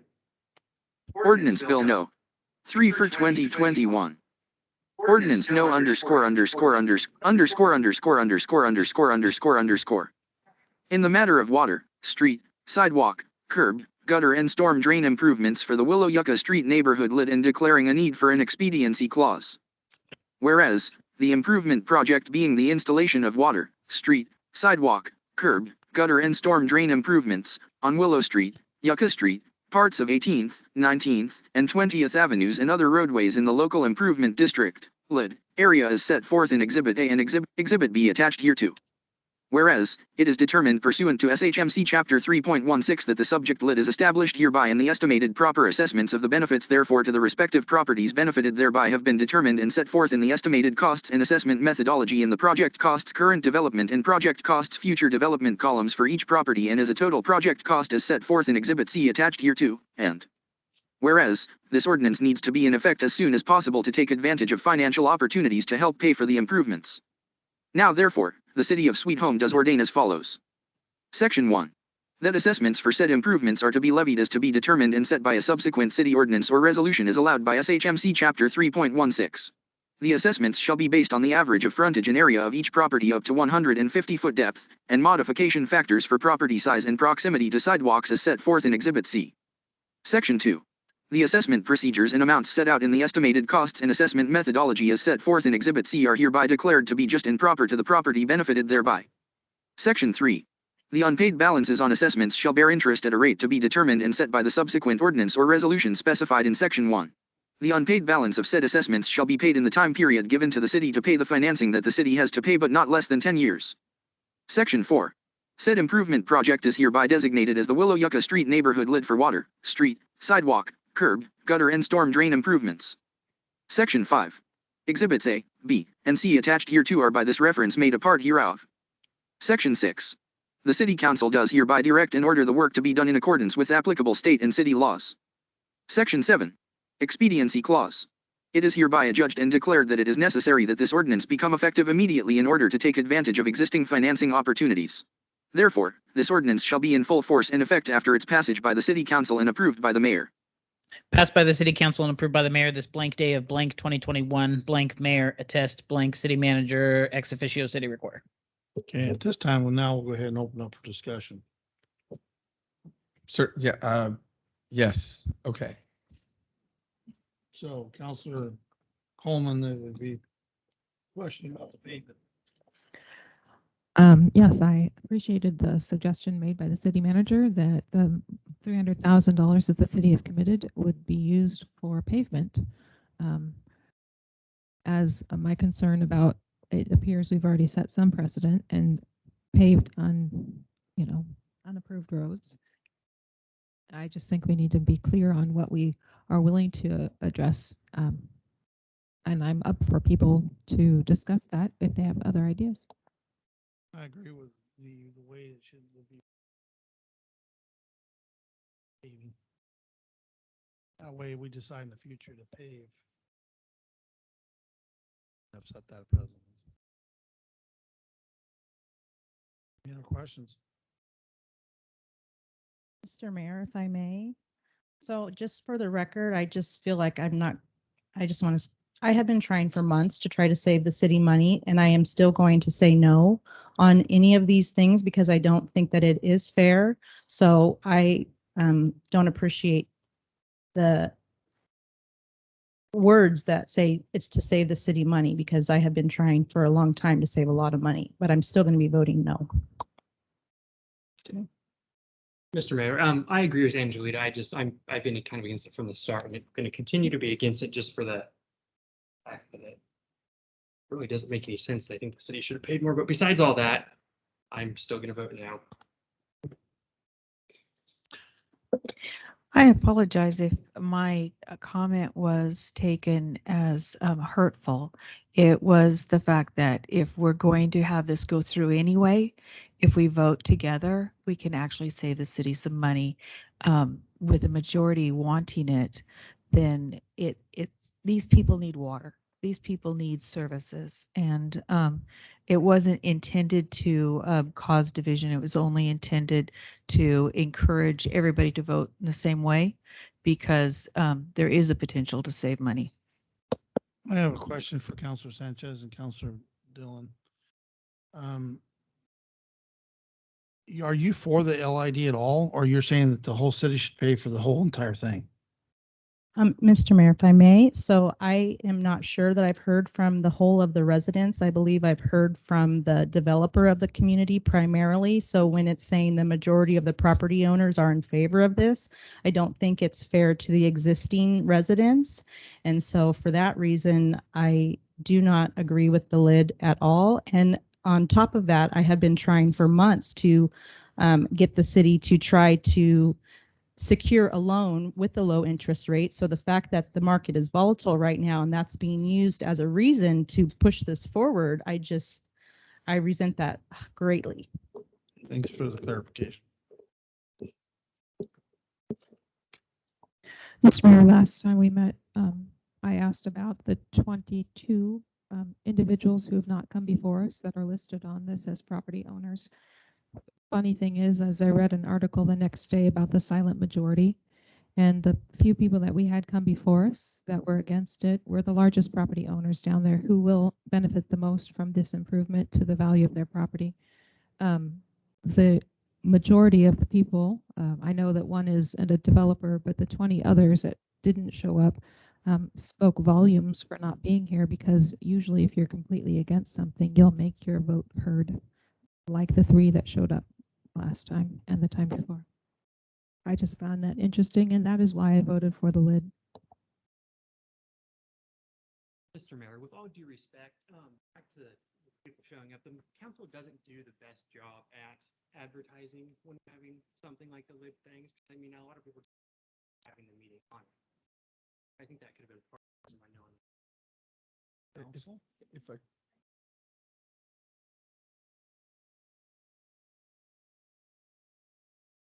move forward, and I don't think this discussion is going to change the outcome. agree with that.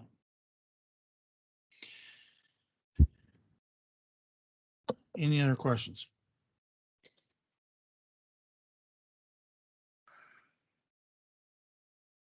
Okay. Need a council directive on a second reading moving forward.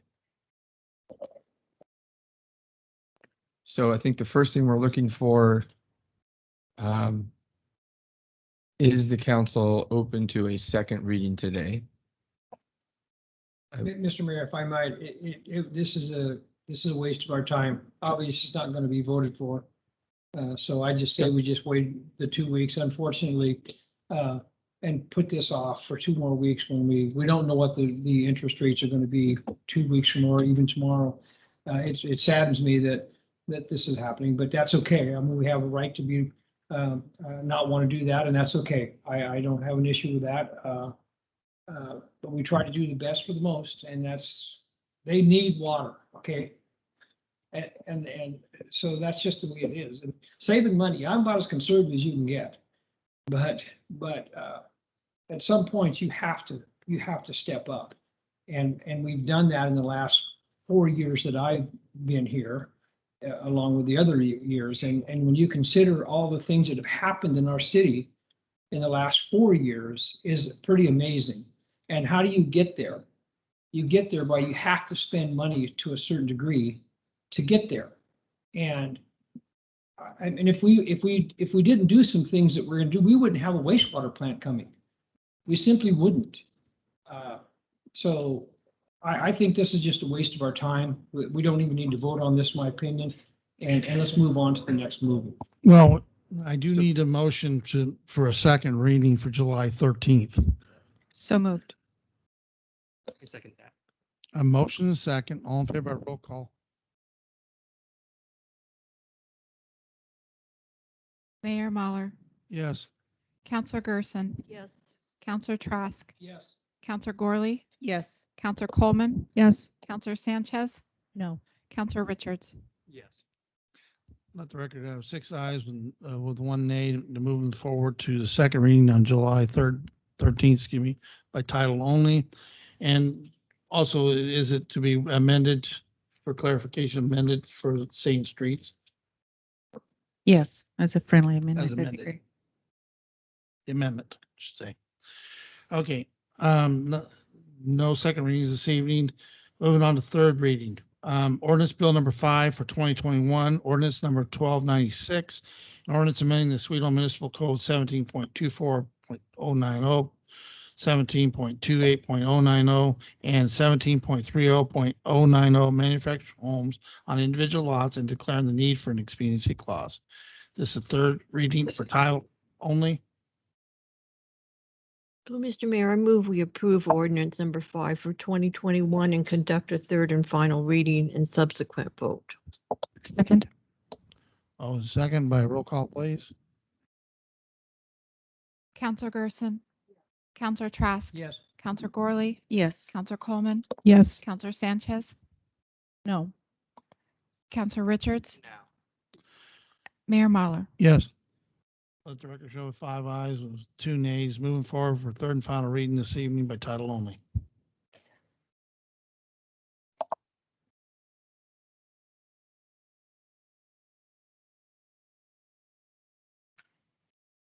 I can go ahead and read it. City of Sweet Home Ordinance Bill number 5 for 2021, ordinance number 1296. An ordinance amending the Sweet Home Municipal Code, section 17.24.090, section 17.28.090, and section 17.30.090, manufactured homes on individual lots and declaring a need for an expediency clause. Any questions or clarifications regarding this? Okay, I need a council director for approval. So moved as recommended. Second. Second by roll call, please. I'm sorry, I missed the second. Was that Counselor Coleman? Oh, Counselor Gorley.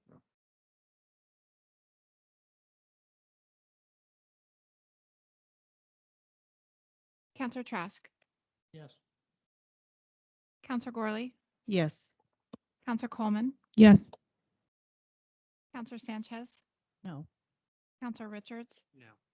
Mayor Mahler. Yes. Counselor Gerson. Yes. Let the record show with 5 ayes with 2 nays. Approval of ordinance bill number 5 for 2021. It's number 1296. Reports of committees. Anything to be brought up?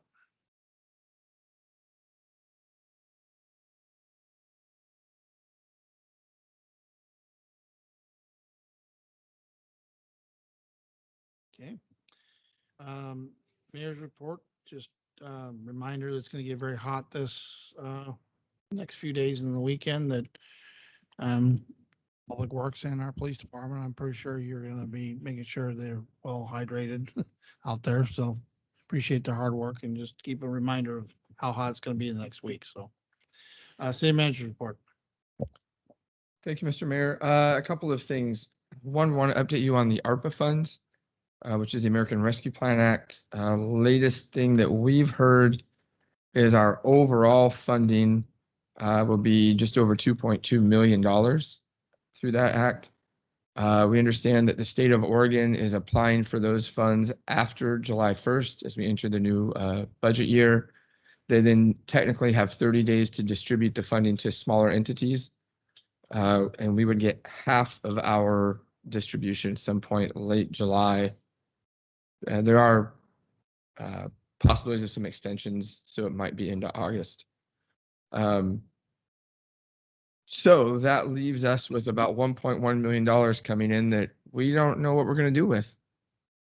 So what we'd like to do are hold a couple of work sessions with the council on July 13th and again on July 27th prior to our meetings, where we as staff will lay out options for you to pick and choose from. Kind of an a la carte will be the idea.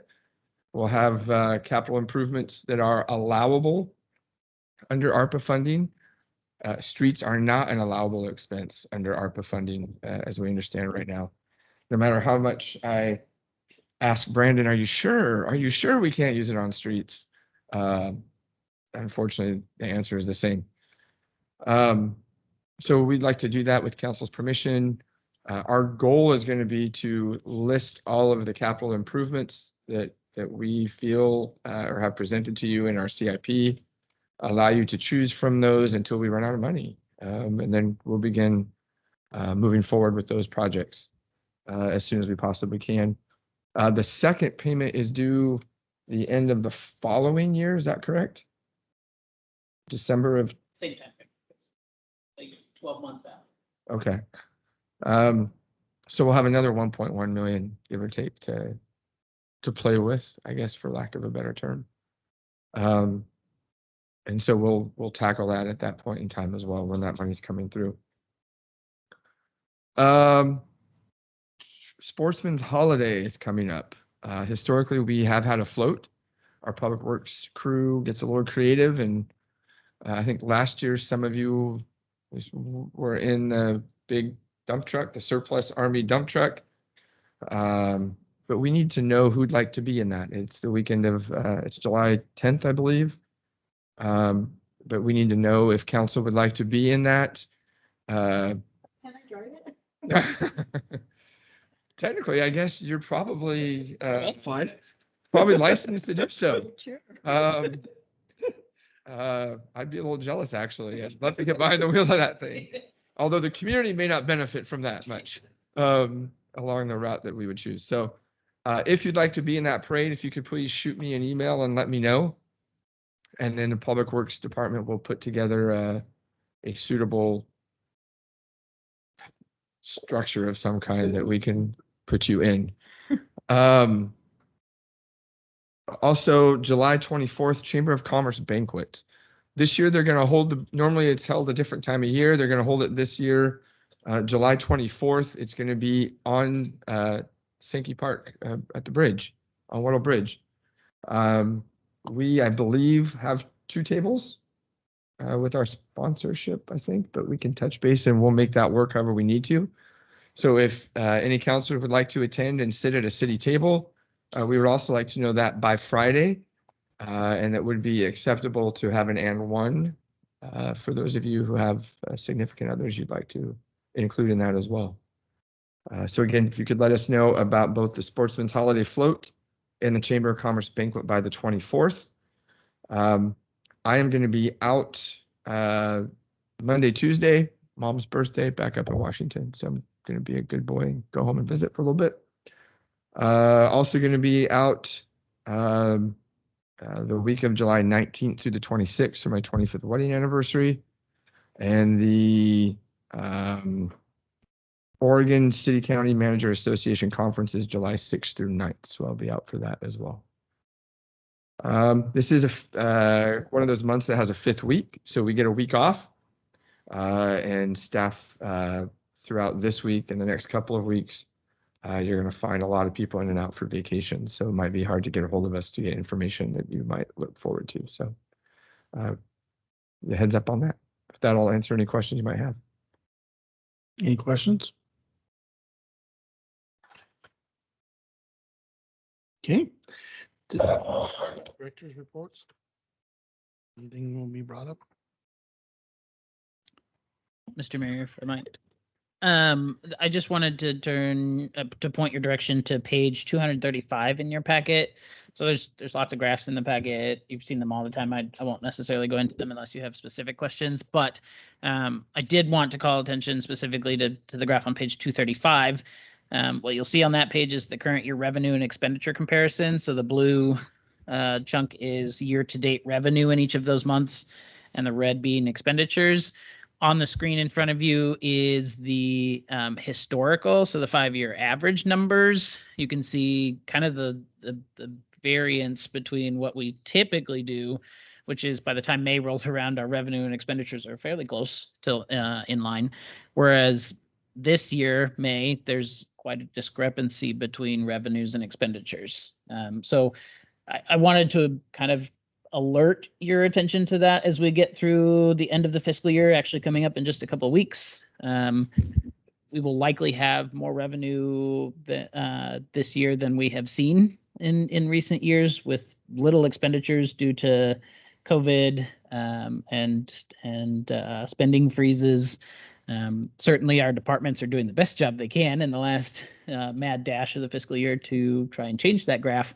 But it will be wildly different from what we've seen pre-COVID, I guess. So just as kind of a heads up, we will roll over a significant cash reserve this year in most of our funds. But certainly the budget that you just adopted will seek to ensure that those funds are spent appropriately and quickly. Any questions? Any other department director reports or discussions? Council business good of order. Comcast notice to council.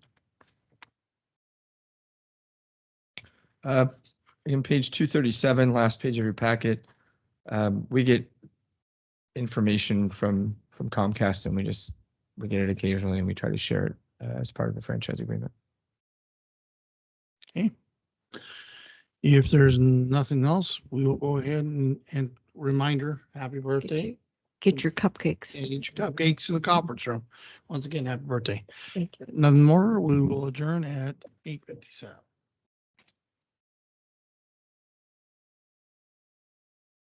Good job. No, there's.